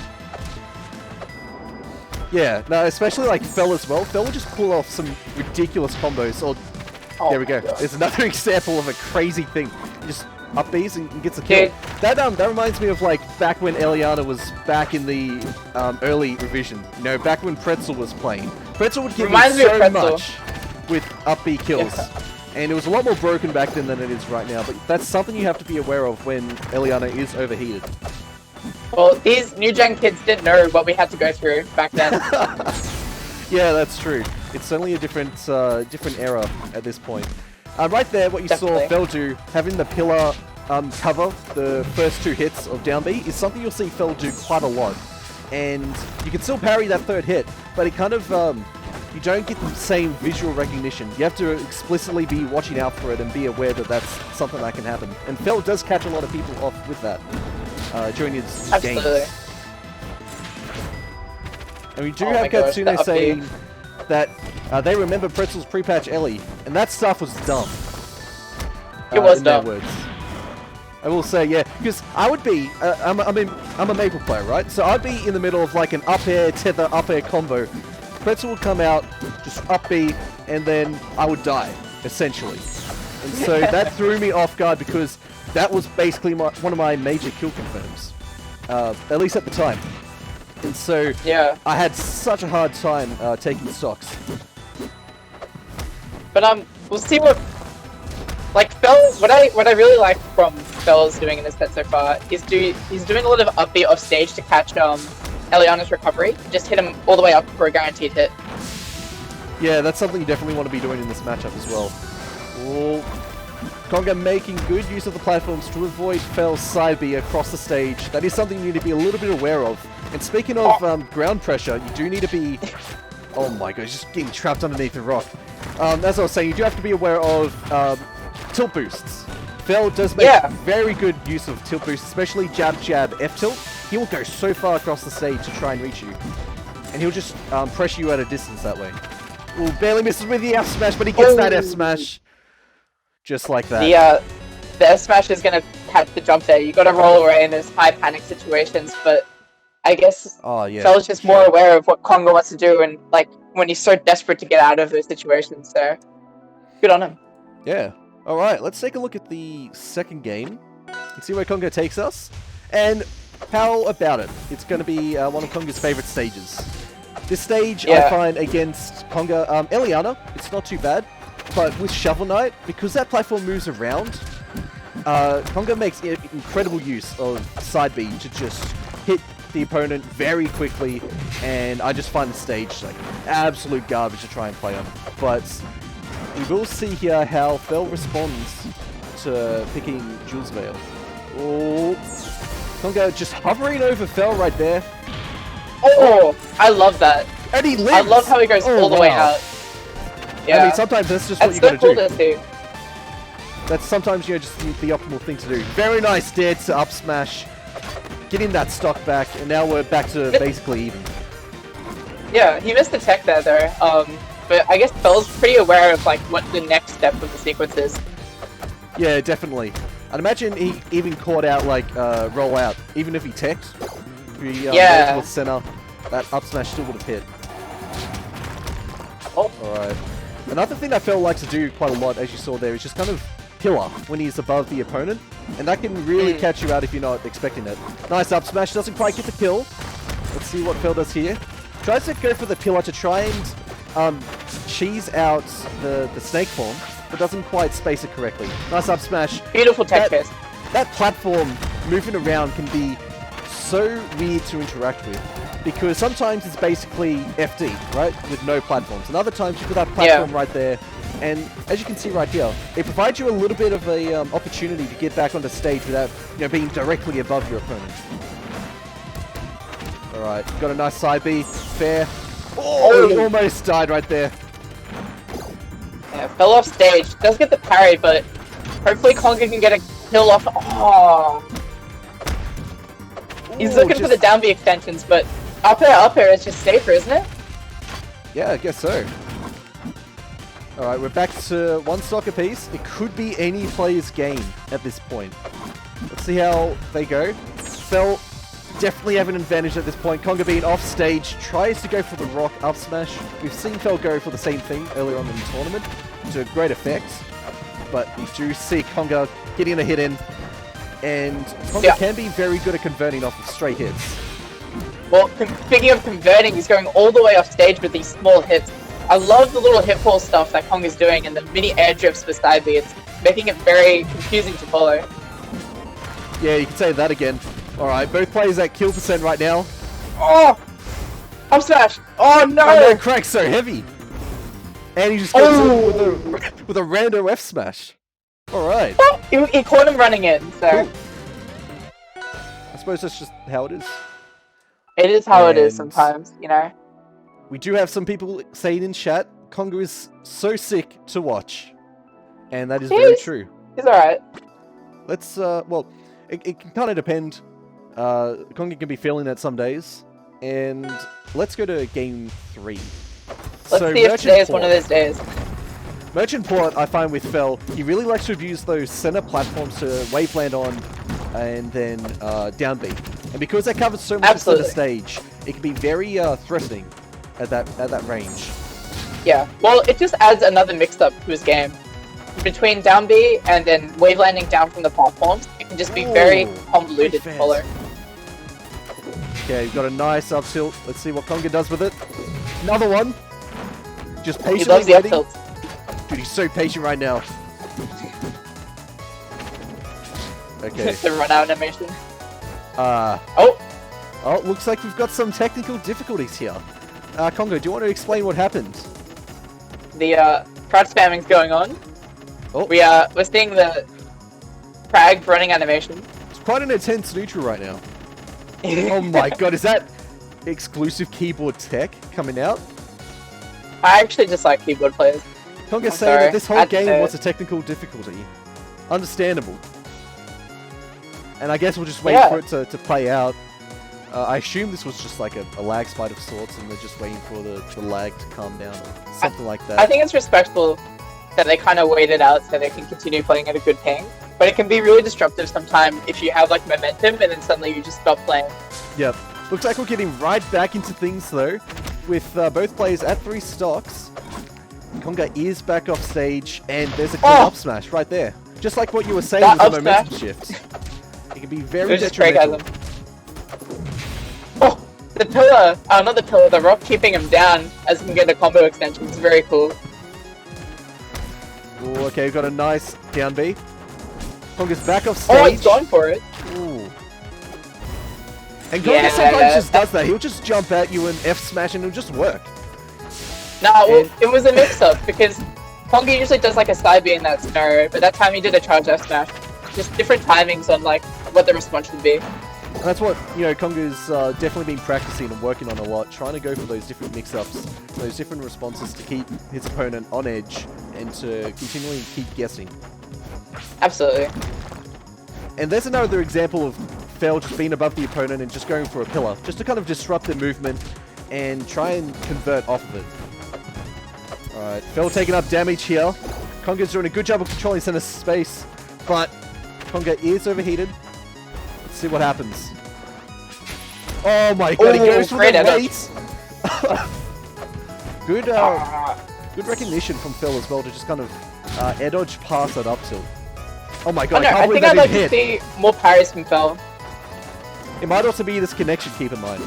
It might just be True that. really hard to go for that. Oh, Doesn't quite I get the feel like kill. he missed a kill on there. He just patiently waits for Conker to land on that upper platform. Oh my god, he gets the Oh! down B.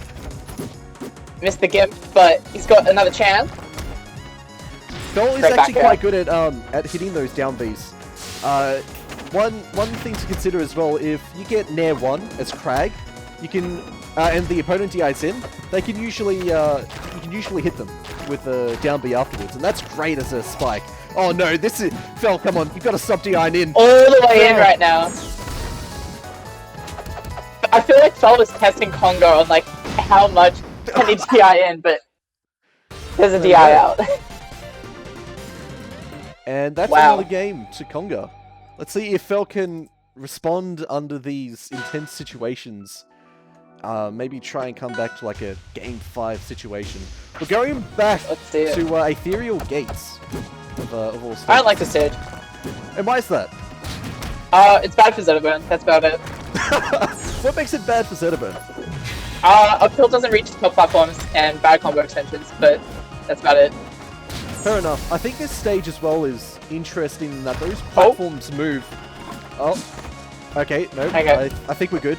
As I was saying, those platforms move with time. And so what happens is, right now, it's very much like Blazing Hideout. We've got a platform right across center stage.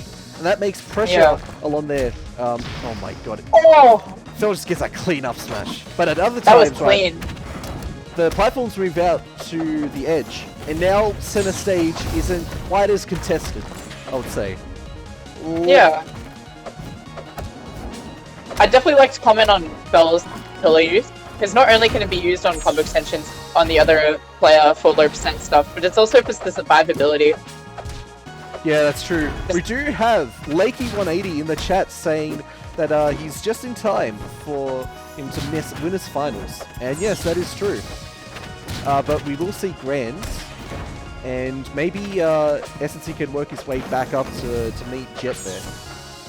I really love this movement from Konga, like weaving in and out with the side B, and then coming in for dash attack. Like, not dash attack, sorry, like smash attack.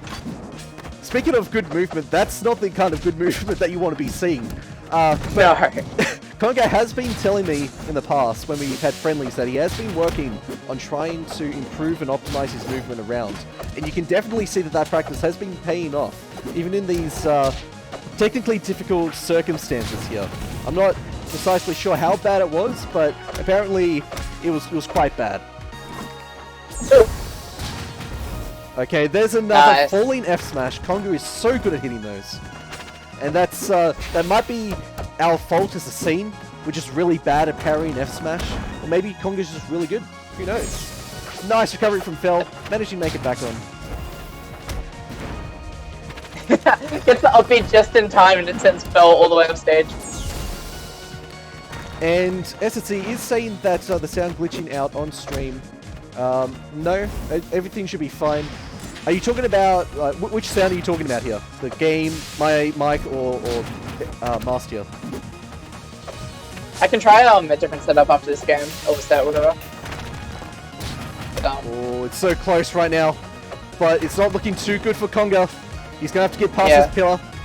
Does manage to really hard for Ileana. You gotta take like one neutral win at a time here, where Crag can just get like a kill confirmed, so... Okay. Wow. Fel is just not having a great time with that Steam. And the problem with Steam is, if you get caught in it, it can be very annoying and hard to get out of. And that just gives Konga time to set up conversions. Well, both players try to fish for something, and there we go. Fel takes it. It's going to be a Game 5 situation.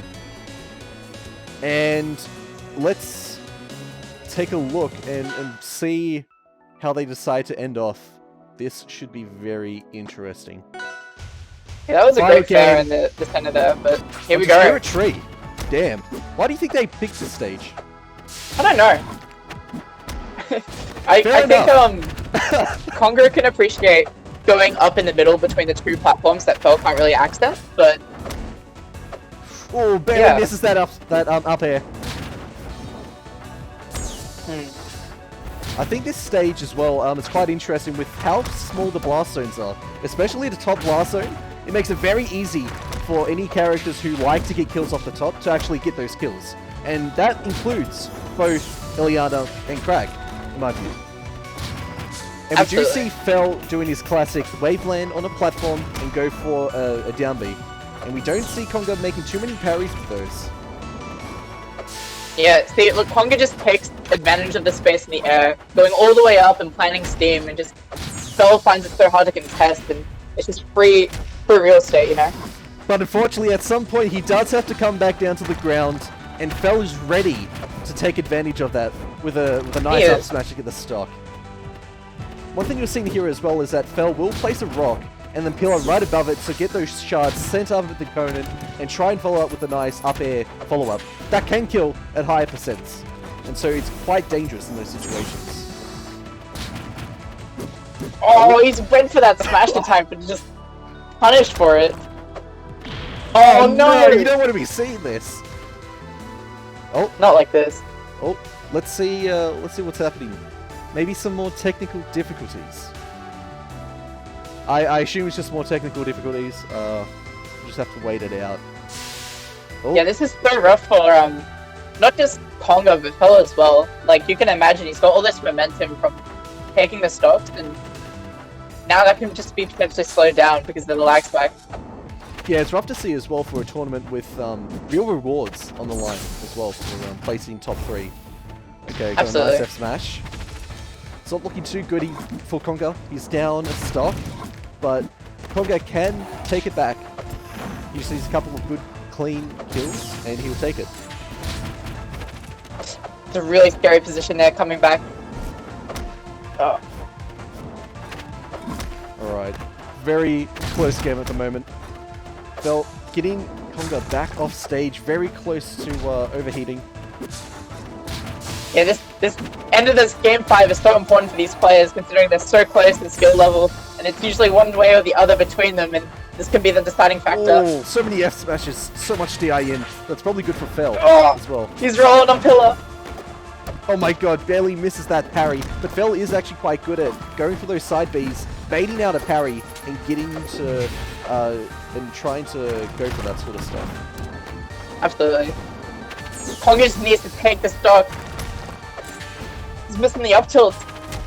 And there we go. Another clean up smash. And Snake out of mech. Fel will be taking this set and going on to losers finals. Just like that. Wow, what a good close stuff to set. Fel. Yeah. Unfortunately, that does mean that Conga is knocked out of the bracket. But let's take another look at the bracket. 4th place, you know, it's still Not pretty too bad, good. especially in that sort of difficult set with technical challenges all over the place. It's not too bad. So now, I might quickly switch to computer. Just give me a sec if that's alright. all right, we will be right back. Stream, give us like 2 minutes.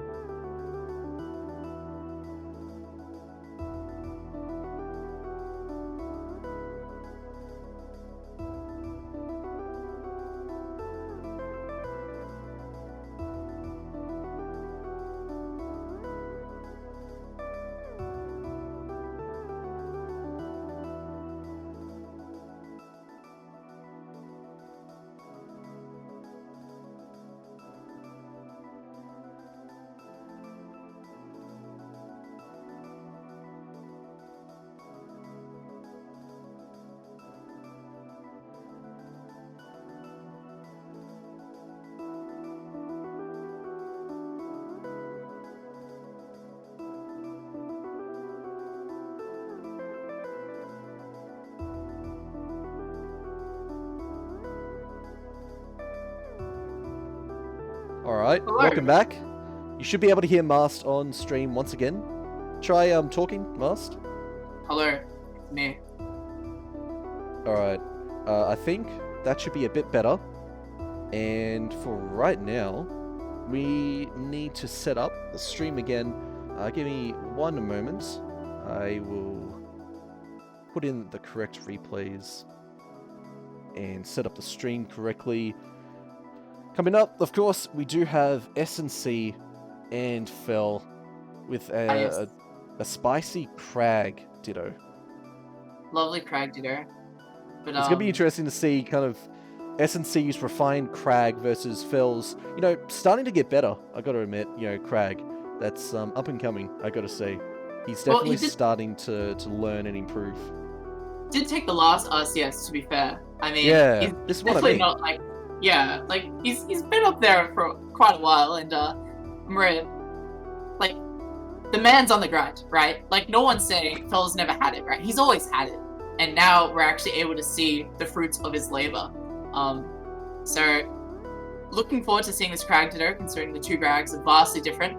Yeah. Let's get right into it with Game 1. Going to Tower of Heaven. This is a nice neutral stage for both players, I gotta say. And, oh wow. Okay. We do see just a lot of Jane coming out right at the start, and both Crags just pulling out rock. You know, it's the hive mind, essentially. The down tilts. We can already see differences in how the 2 Crags like to combo as well. Like, S&C loves to do like the resets between, you know, dash attack and going for another jabs, and I think Fel just likes more safer stuff, dash attack to F-tilt and stuff like that. But, very interesting with Fel kind of reading S&C's recovery, but not choosing to do anything about it earlier on. Both Crags with rocks out right now. What if we're going to see some double rock stuff? Missed punish by S&C there, going for a cheeky jab, but I don't know. You do have to be kind of playing it safe when you're this far into bracket, but Oh yeah, but I don't think SNC is going to be satisfied right here. If he comes out at third. Very nice read with the down smash. That's exactly what you want to be seeing. And SNC is so used to doing that. He's so ready to go for those reads and get into a down smash. Yeah, that was the Dylan classic. Constantly reading the rolls in, like, does it every single time with the down smash. It's so consistent.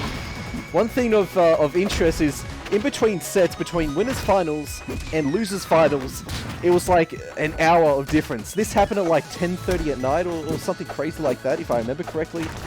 And so, SNC is kind of tired. I imagine Fel is kind of tired. So we'll see if that influences their gameplay at all. Well, okay. That's not to mention the fact that Fel lives in New Zealand and it's astronomically like later compared to Australian times, but yeah, this is exactly what I mean as well. Yeah, that's crazy. Alright, SNC making good use of that center platform up there to try and contest center stage. Yes, SNC a big proponent for his neutral, apparently. He does like a bit of center to move around and does his little jab stuff. I think Fel takes advantage of the special. Oh, very nice. Cleanup smash, yeah. Oh, okay, got that parry bait, but SNC does manage to get out a nice clean combo. And you do say that nice clean movement. That's another trademark of SNC's Crag as well. His wavelands are super consistent, like a majority of the time. And that allows him to get more options because of his cleaner movement. Allows him to space things a bit better. Yeah, definitely. He is a practice Crag, and not to mention his frame data work. He definitely knows the game inside out, and it's just a matter of application for a lot of his decision making. And we are seeing some lovely edge guarding going on right here with the double fair. That's a Crag classic. And speaking of frame data stuff, he's been doing a lot of boring streams recently. But today, he mixed it up and had like a really interesting stream. Taking a look at Crag's frame data. So that was good to see. We'll see if SNC comes along with any future interesting streams for us to take a look at.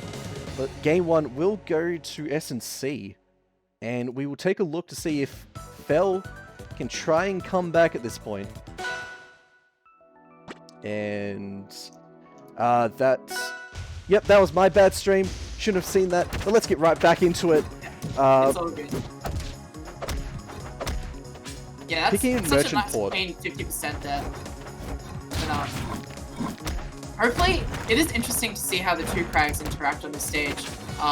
Like you said, Fel likes to take advantage of the two top platforms.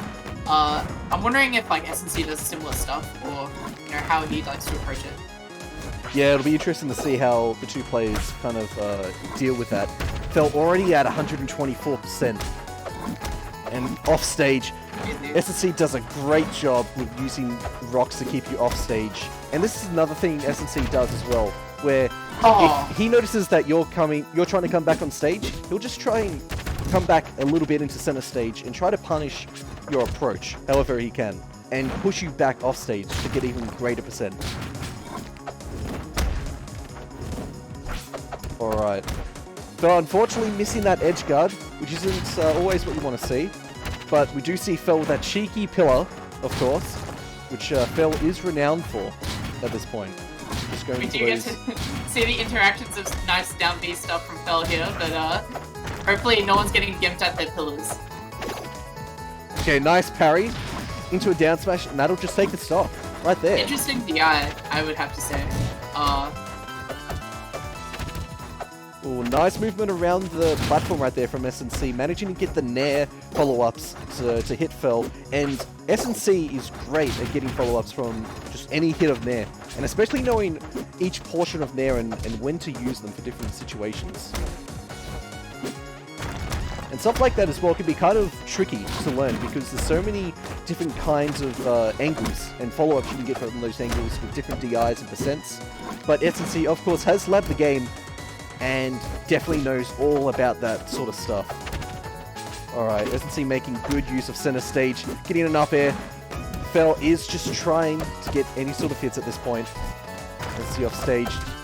And SNC's just looking for any hit to get Fel and to take his stock. Trying to get that read, unfortunately doesn't work, and Fel going for the classic down B, past the pillar to try and hit his opponent. Doesn't quite work out. And Fel just kind of chilling over here. Nice bait from Fel, I believe. Going slightly towards the pillar and then backing off to get S&C to come back on stage. Something like that is definitely good to see. Nice up air kill from Fel. Let's see if he can close off this game. Very even right now, though Fel is taking a lot of damage from this one opening. Nice jump from S&C to get over those spikes, and he's definitely ready to deal with a lot of Fel's pressure. And there we go. A nice clean game from S&C, and that will take us to game 3. Let's see how it all pans out at this point. And then we'll go to here, of course, instead of just showing the game. And let's take a look at the next game. Going to Fire Capital for game 3. This is quite interesting, I find, because of the symmetry in the middle, as well as being like a big stage. I remember the time where Fire Capital used to not be symmetric at all, back in like the really early days. And this change, having both pillars at different heights and at the different lengths of the stage as well, can make follow-ups very, very interesting to follow. We do see, of course, Fel already taking quite a bit of damage at this point. And trying to be patient, trying to stay at the center stage. Alright, Fel's off stage, and S&C just follows up. That's something you can just do.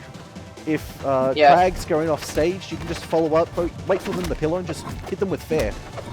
Unfortunately, one of the things you can do as well is bait that and go really, really low.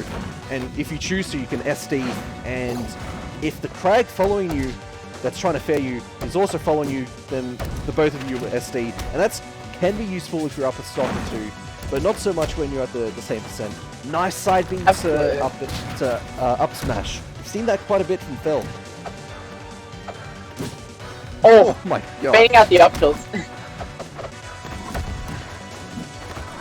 Yeah, S&C is definitely one to try and think about how to condition his opponent into going for various moves or spacings and just figuring out how to punish that. We got double purple rock on field here, but Fel gonna take back both of them. Yep. Here's what I was talking about earlier. Fel just like guaranteed damage with the dash attack F tilt, but S&C typically likes to go for more down tilt reset. Okay. S&C is so good. Oh my god. Okay. What was that interaction? That was very interesting. What I was going to say is S&C is very good.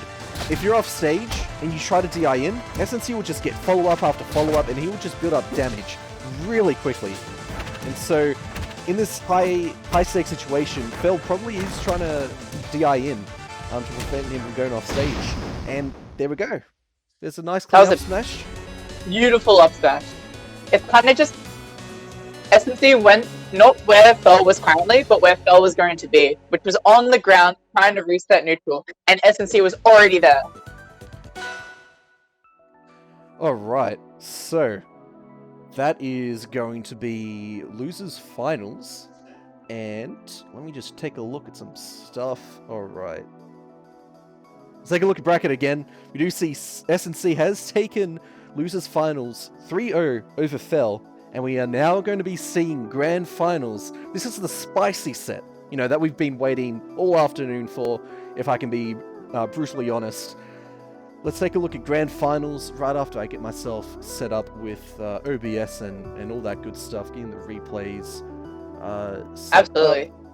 So we've seen this grand finals winners finals like back to back so many times, and what usually happens is someone 3-0s the other guy at winners finals and then comes back to the reverse 6-0 in grands. So I wonder if Dylan can fulfill the prophecy, or it's just gonna smack him with another 3-0. Who knows? Yeah, exactly. Alright, I think this should be... Oh, no. Very volatile matchup. Oh, dude, especially with these two players, these two top-level players who know their craft and they know how to get the kills. It's going to be interesting to see if S&C can pull it back, especially if tryhard S&C can pull this back. Let's take this isn't just S&C, this is tryhard S&C. There's a difference. Right. Alright, He said let's he's go not to playing any the air first game. characters. And that is not the in-game that we wanted to see. Let's go in. Apologies for that, Here we go. ladies and gentlemen. This is what we want to see. Okay. Oh, I do appreciate Dylan go from crowd cancel stuff at low percent, trying to get some reversals on Jet's combo starters. it'll be good to see as well how SNC responds to this online stuff, because Rasta online is very jank, I would say. There's a lot of stuff that you can react to locally that you just can't online. And so that can make it more difficult for someone like SNC especially to get the follow-ups. Alright. Yeah, definitely. Does manage to get that tornado parry. That's something that Jet will do at first. He'll throw the tornado at you, but if you start parrying that tornado, he'll adapt and he'll start throwing it the other direction. But what makes it really interesting as well is that he'll kind of like double adapt, where if he notices that you're not really caring about the tornado anymore, he'll start throwing it right back at you. And so you've got to be on your toes all the time, essentially. Yeah, definitely. It's just very interesting to look at what Jet tries to do when he has a percent lead. So at the moment he's kind of, running in and out, looking for a whip pack punish on just being Dylan needing to approach since he's down in the stock. So it's interesting how he adapts to the current percent. That's a classic Jet right there, getting one hit and just carrying you off to the corner or off the top and just getting the kill like that. Jet also will go for those fancy recoveries as well with Tornado to try and go above you and try and get back in an unpredictable way as much as he can. Jet in Definitely. neutral as well is so good at trying to dash towards you, wave dash back, and come back with some sort of attack and trying to bait out parries from the opponent, which works incredibly well a lot of the time. Nice up smash from S&C, just patching out the drift in close to the stage. Interesting Beautiful call exchange out. right there. Oh my god. Oh, he goes way all to the way with the side B.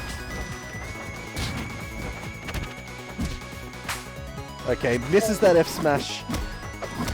SC is at quite a high percent right now. Wow. Oh my. Another call out again with up smash.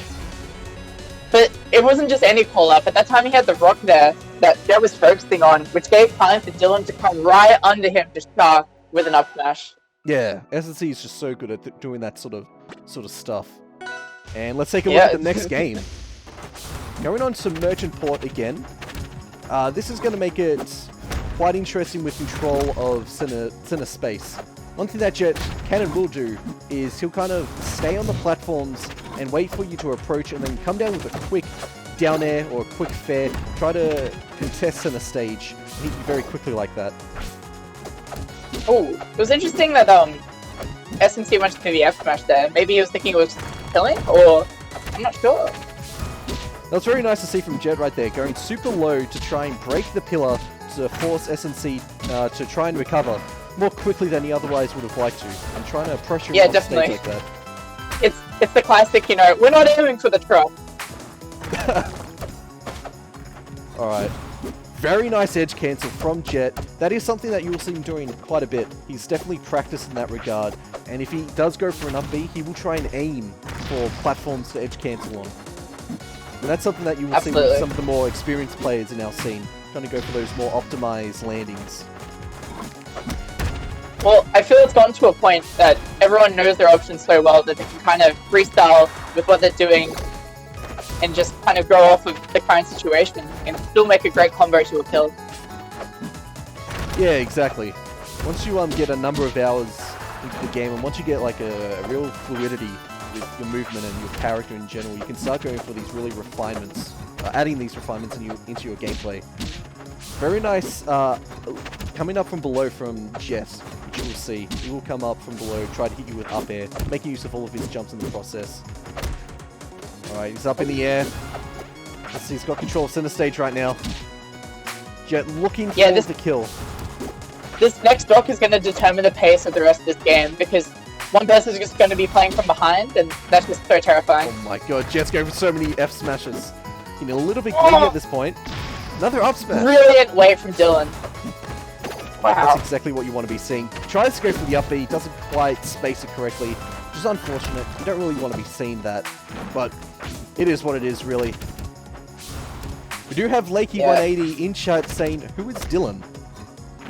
I don't know. Oh, look at that combo extension with the back hit of Nair, but gets him killed. All this extra credit now. That's what you want to be seeing. Alright, we've got a nice combo Beautiful coming combo. in from Jet. That's the kind of stuff that he's very effective at doing. Yeah, this is the washing machine right now. We're going around the world. And here Jet is just patiently waiting for SNC to commit to an option to recover and trying to punish that. Ooh, going over Jet, going over SNC I mean, and SNC just calls him out. It's a nice Yeah, thing definitely. up there. That second stock was so crucial because Dylan was able to play the lead, and that extra percent just allowed him to get that kill confirm near the end there, while Jet had to work so much harder. Oh, dude, definitely. Well, let's take a look if Jet can bring it back with Blazing Hideout and see how we go with this. I think the platform at the top can make matchups really dynamic and interesting because center stage can be very hard to control on the stage. Absolutely. Flat drop is so what you'll see oppressive. from SNC do a lot here that I've kind of stolen from him is the fake waveland under the platforms. And then just to mix up whether you're approaching or not and returning back to that nice center platform. And that sort of stuff is something that you kind of got to practice quite a bit to try and get a feel for the rhythm and a feel for when to use it and when not to use it. Because sometimes you can really get punished for it if the opponent just kind of sharks you from below. Absolutely.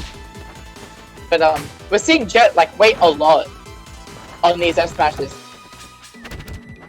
Ooh, okay, we're seeing Jet trying to go for these edge guards, but unfortunately, SNC is just making it back to the stage first, and countering Jet's attempt to get back to the stage himself.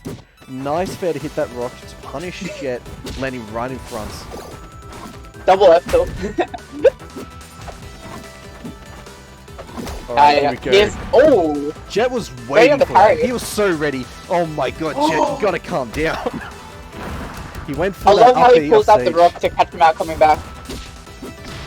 Yeah, SNC can be very smart at points. Yeah. But I feel Jet going all the way out there is what we need to do more often. Especially with the pillars there for safe haven. You just gotta get him off that pillar. Yeah, something like that can be very hard to do. You have to time it very well, which can be tough to do in an online situation. Absolutely. Oh, okay. I hate that neutral B hitbox. Dan, please fix.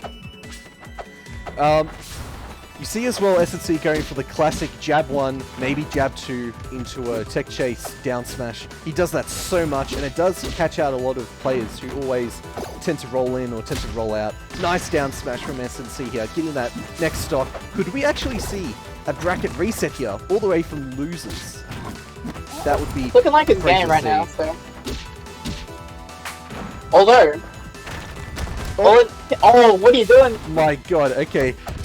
Feels like Jet almost died right there, but he's still living. But unfortunately, he's taken a lot of percent from this. And you see the I really patience like, there from SNC. Yeah. I really like the SNC's down B while Jet side B's. Kind of catches him out coming in. Oh, that was kind of a weird downbeat from SNC right there. Oh, Let's that's a go big for curtains. some crazy things right here, which just isn't working out. What? Okay, I don't know why he went for the slipstream there. An up B would have just killed. I can only assume I think he that was a missed flub. input. Yeah, I can only assume so. Oh, alright. Alright, This only takes one hit. if Jack can just get there's some this really one clean hit. combos. This could be either player's game at this point. Really could be. Ooh. Jet making good use of the platform to Oh. try and go for those plat drops to extend his pressure. He's getting the down tilt. Side B my God, he's gonna land it? will be off He the gets top, and he takes it! That's what you want to see. Jet is not going to crumble just yet. He's still in the game. He still That wants was- the top money. Oh, That was a clutch last stock Can't situation believe right that there. happened. God damn. Alright. Let's take a look Game 4. at the next game. Yeah. Yeah, I wonder if that win really sets the tone for Jet's mentality here. Because he's got the momentum and knowing he can 0-to-death Dylan, even though it's like a last stock situation, he can kind of carry that through with the rest of the set, maybe. Yeah, well, very, very possibly. I imagine Jet's a very momentum-focused player, where if he gets the momentum going, he could be very, very hard to stop. Absolutely. Alright, he's off stage, very nice down air. You don't see too many of those from Jet, but when he does go for them, they're quite effective. Alright, Yeah, those are great. Oh wow, got the conversion anyway. Yeah, beautiful up smash. Alright, Jet's keeping control of center stage here, pressuring S&C, getting him off stage once again. I love the Unfortunate weight dash trade side jabs while Slipstream's out. Oh the reverse! Oh He's my so god! Tricky. And this is the sort of stuff that that you see from S&C as opposed to other Crags. S&C will go for these kind of tricky rock follow-ups from Pillar that someone like Fell, for instance, wouldn't really try and do too much. It does require a little bit more setup and a little bit more focus to try and get them off, but when they work, they can really throw your opponent off guard, essentially. Absolutely. But, I don't know. It's thinking from Jet's perspective here, right? He's kind of just getting shut out with projectiles and good neutral spacing from S&C. Kind of struggling to just get that combo starter. Yeah, that's something you need to do. Just build up the scent. Jet's very patiently waiting, but he just decided to back out. Super ready for that rock to be thrown. Yeah. Goes for the F Patience quite for get it. Oh. Oh. Oh, he went for the up B. Alright, nice F smash. I'm surprised he didn't kill. Although, I suppose he's only at 85%. Yeah, here's another classic edge guard situation. Really, the same rock paper scissors over and over again. Mix up some layers, so... Alright. We do have MSB in the chat saying that it's quite cursed that Triple Pond is a place where S&C has a winning record against Jet. I suppose it's just the more you know, you know? As interesting statistic. I will take note of that for the future. Alright, very nice down air from Jet to try and recover back on the stage offensively. As they're doing a good job to stay on that top center platform to contest center stage to try and push Jet away. Absolutely. I would be really afraid of S&C losing this game here because you do not want to be in a 2-2 situation. Huh, yeah, absolutely not. Not against Jet. Once he starts getting that momentum going, he can be an absolute nightmare. Alright, either plays game right here. Ooh. Just looking for that one fair to an F smash or something. Oh wow! I thought he was gonna tick on the rock, but no. Up smash just destroyed it. Just like that. And that does mean we will be going into a bracket reset here. I really love how S&C's been throwing out the rock before like a really important interaction, forcing him to like focus on the rock before he has to deal with an oncoming Crag with his nasty head for his up smash or something like that. Yep. Yeah, for sure. Alright, let's take a look. Again, I'll just get myself set up. Wow, bracket reset. Let's take a look and see if S&C can carry the momentum on from these wins. Here we are. Yeah, is he gonna rock Jet stop? We do see Lakey180 insulting S&C here, saying that S&C kind of smelly though. Not gonna lie. Yeah. That's pretty rough for S&C.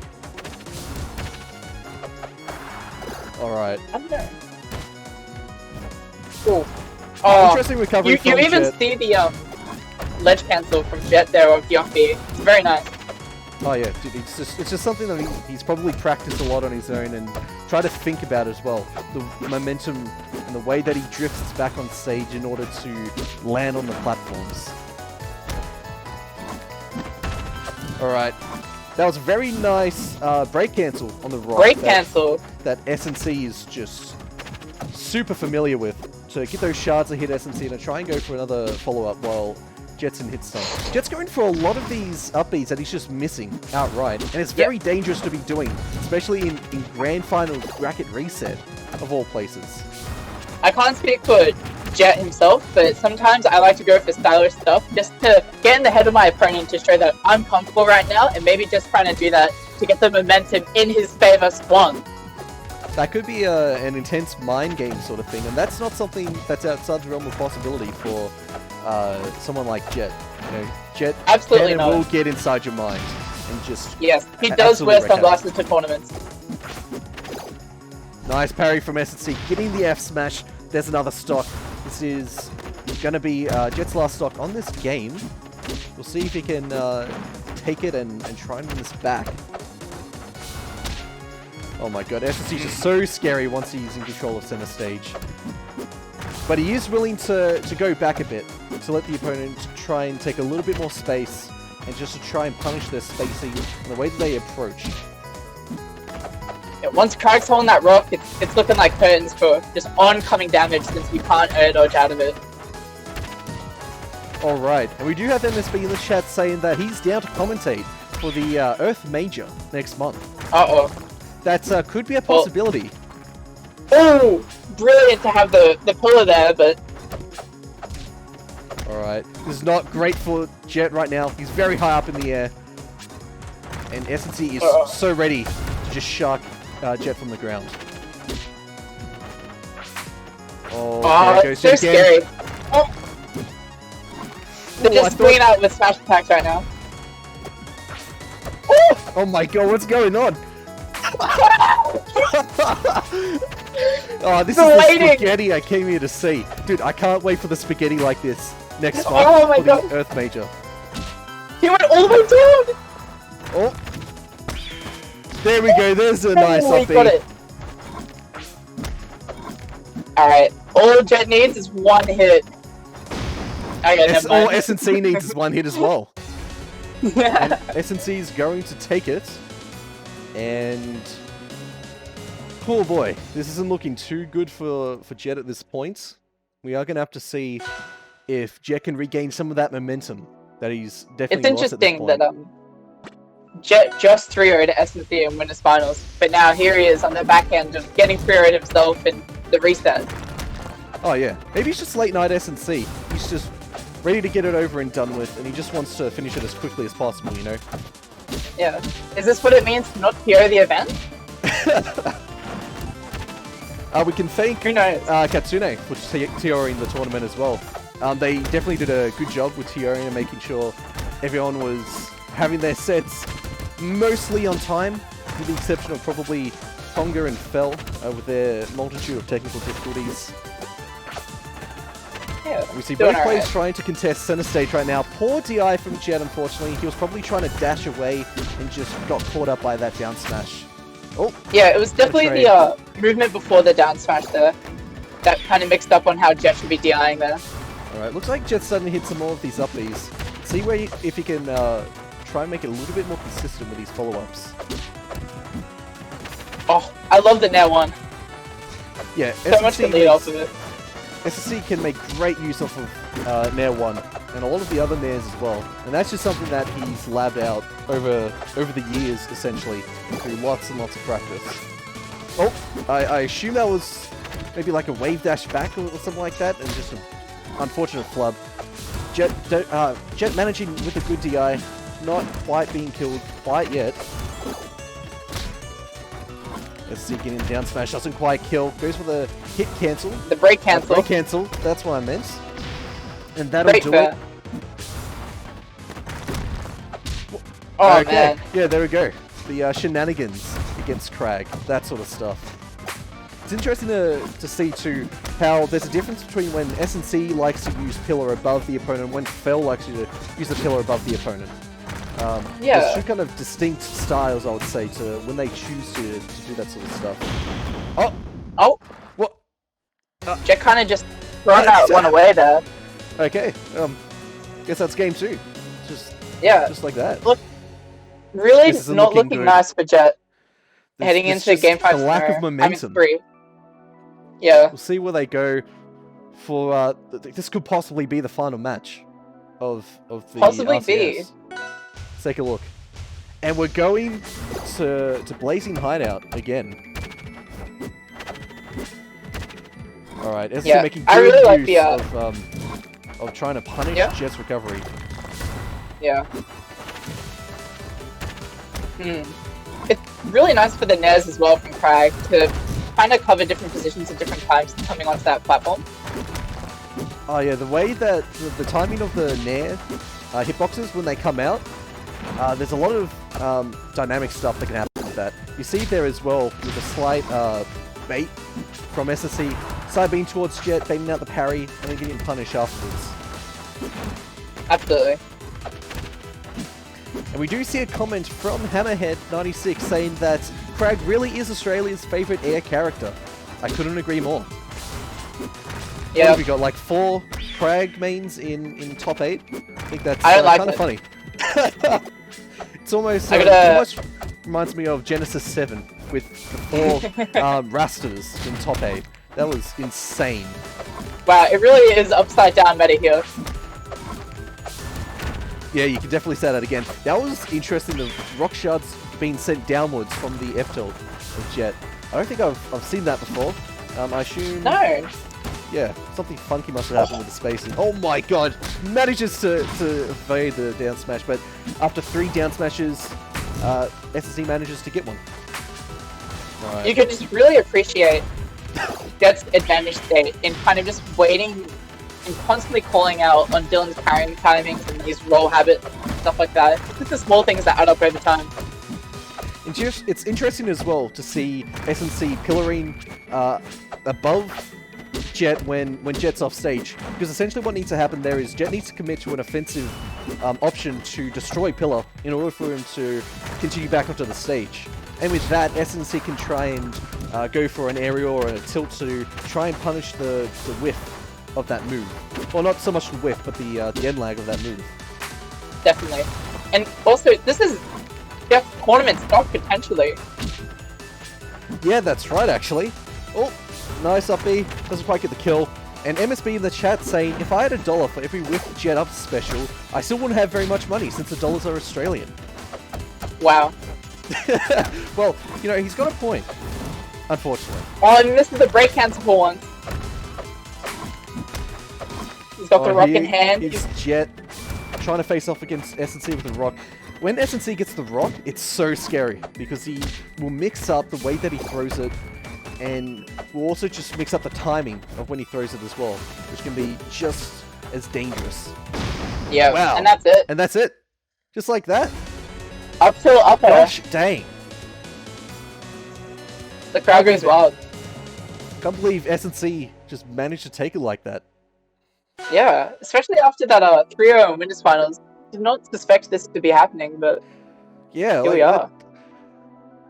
SNC first of all taking a 3-1 over Jet, and then finally taking a 3-0 over Jet. That's a very commanding lead over Jet, and Jet's no one to write home about. You know, I mean, Jet's no one to kind of sleep on. That's the term I was looking for. And Yeah, SNC definitely. is managing to continue to focus and continue to adapt. All of that sort of good stuff, even very late at night. But yeah, damn, that was an exciting top 8. Yeah, it's quite crag filled, but hopefully it'll be different next time. Well, I probably won't be different next time. You might have even more crags in top 8. That's going to be the good Let's, stuff. I'll be I'm the hoping for Zeta to some- fight them all off. Hopefully. I'm just waiting for all the spaghetti sets to come out of top 8, and just for all the, you know, the F smashes and the cheeky pillars and all the gimps. I cannot wait for all of that. Well, thank you everyone for tuning in to the AU RCS 5 Air Major. And I'd also like to give a shout out to Katsune for running the Air Major tournament again. They're doing a great job, really, with keeping it all focused and on schedule as best as they can be. Of course, situations arise that are kind of outside of their control. I'd also like to shout out to Redek, gentlemen in the EU scene, for providing the stream layout management tools that I've been using throughout the stream. It's been very helpful, and it would have been a pain in the butt to try and get that all working from scratch. So yeah, definitely a shout out to him. Also a big shout out to S&C as well for winning the tournament. That's kind of crazy. He's got some big money from this, actually. I believe it's something crazy like 350 Australian dollars. You know, something like that, which is nuts coming from tournaments where you'd be lucky to hit, you know, $50, essentially. So it's good to see Dan and the other developers, you know, really trying to funnel resources into the scene and try to get people hyped up about the online tournament in these strenuous circumstances, as they like to say in the media. Definitely. And not to mention a good shout out to Ursu for running this amazing stream. This is quality production. Yep. Well, I'm going to continue trying to run these streams as best as I can. Stay tuned for the Earth Major next month. I've got some additional changes. I'm going to try and see if I can make them work, which is going to make the stream even better. And again, thank you for tuning in. I'll be uploading these videos to YouTube probably sometime tonight, probably tomorrow. So stay tuned. Hopefully the audio isn't going to be broken this time like it was last time. I'll be double checking that and making sure it's all going to work. In any case, thank you for tuning in. I'm Osu. And I'm Must. This is Must. And thank you. We will we'll just finish up. See you guys.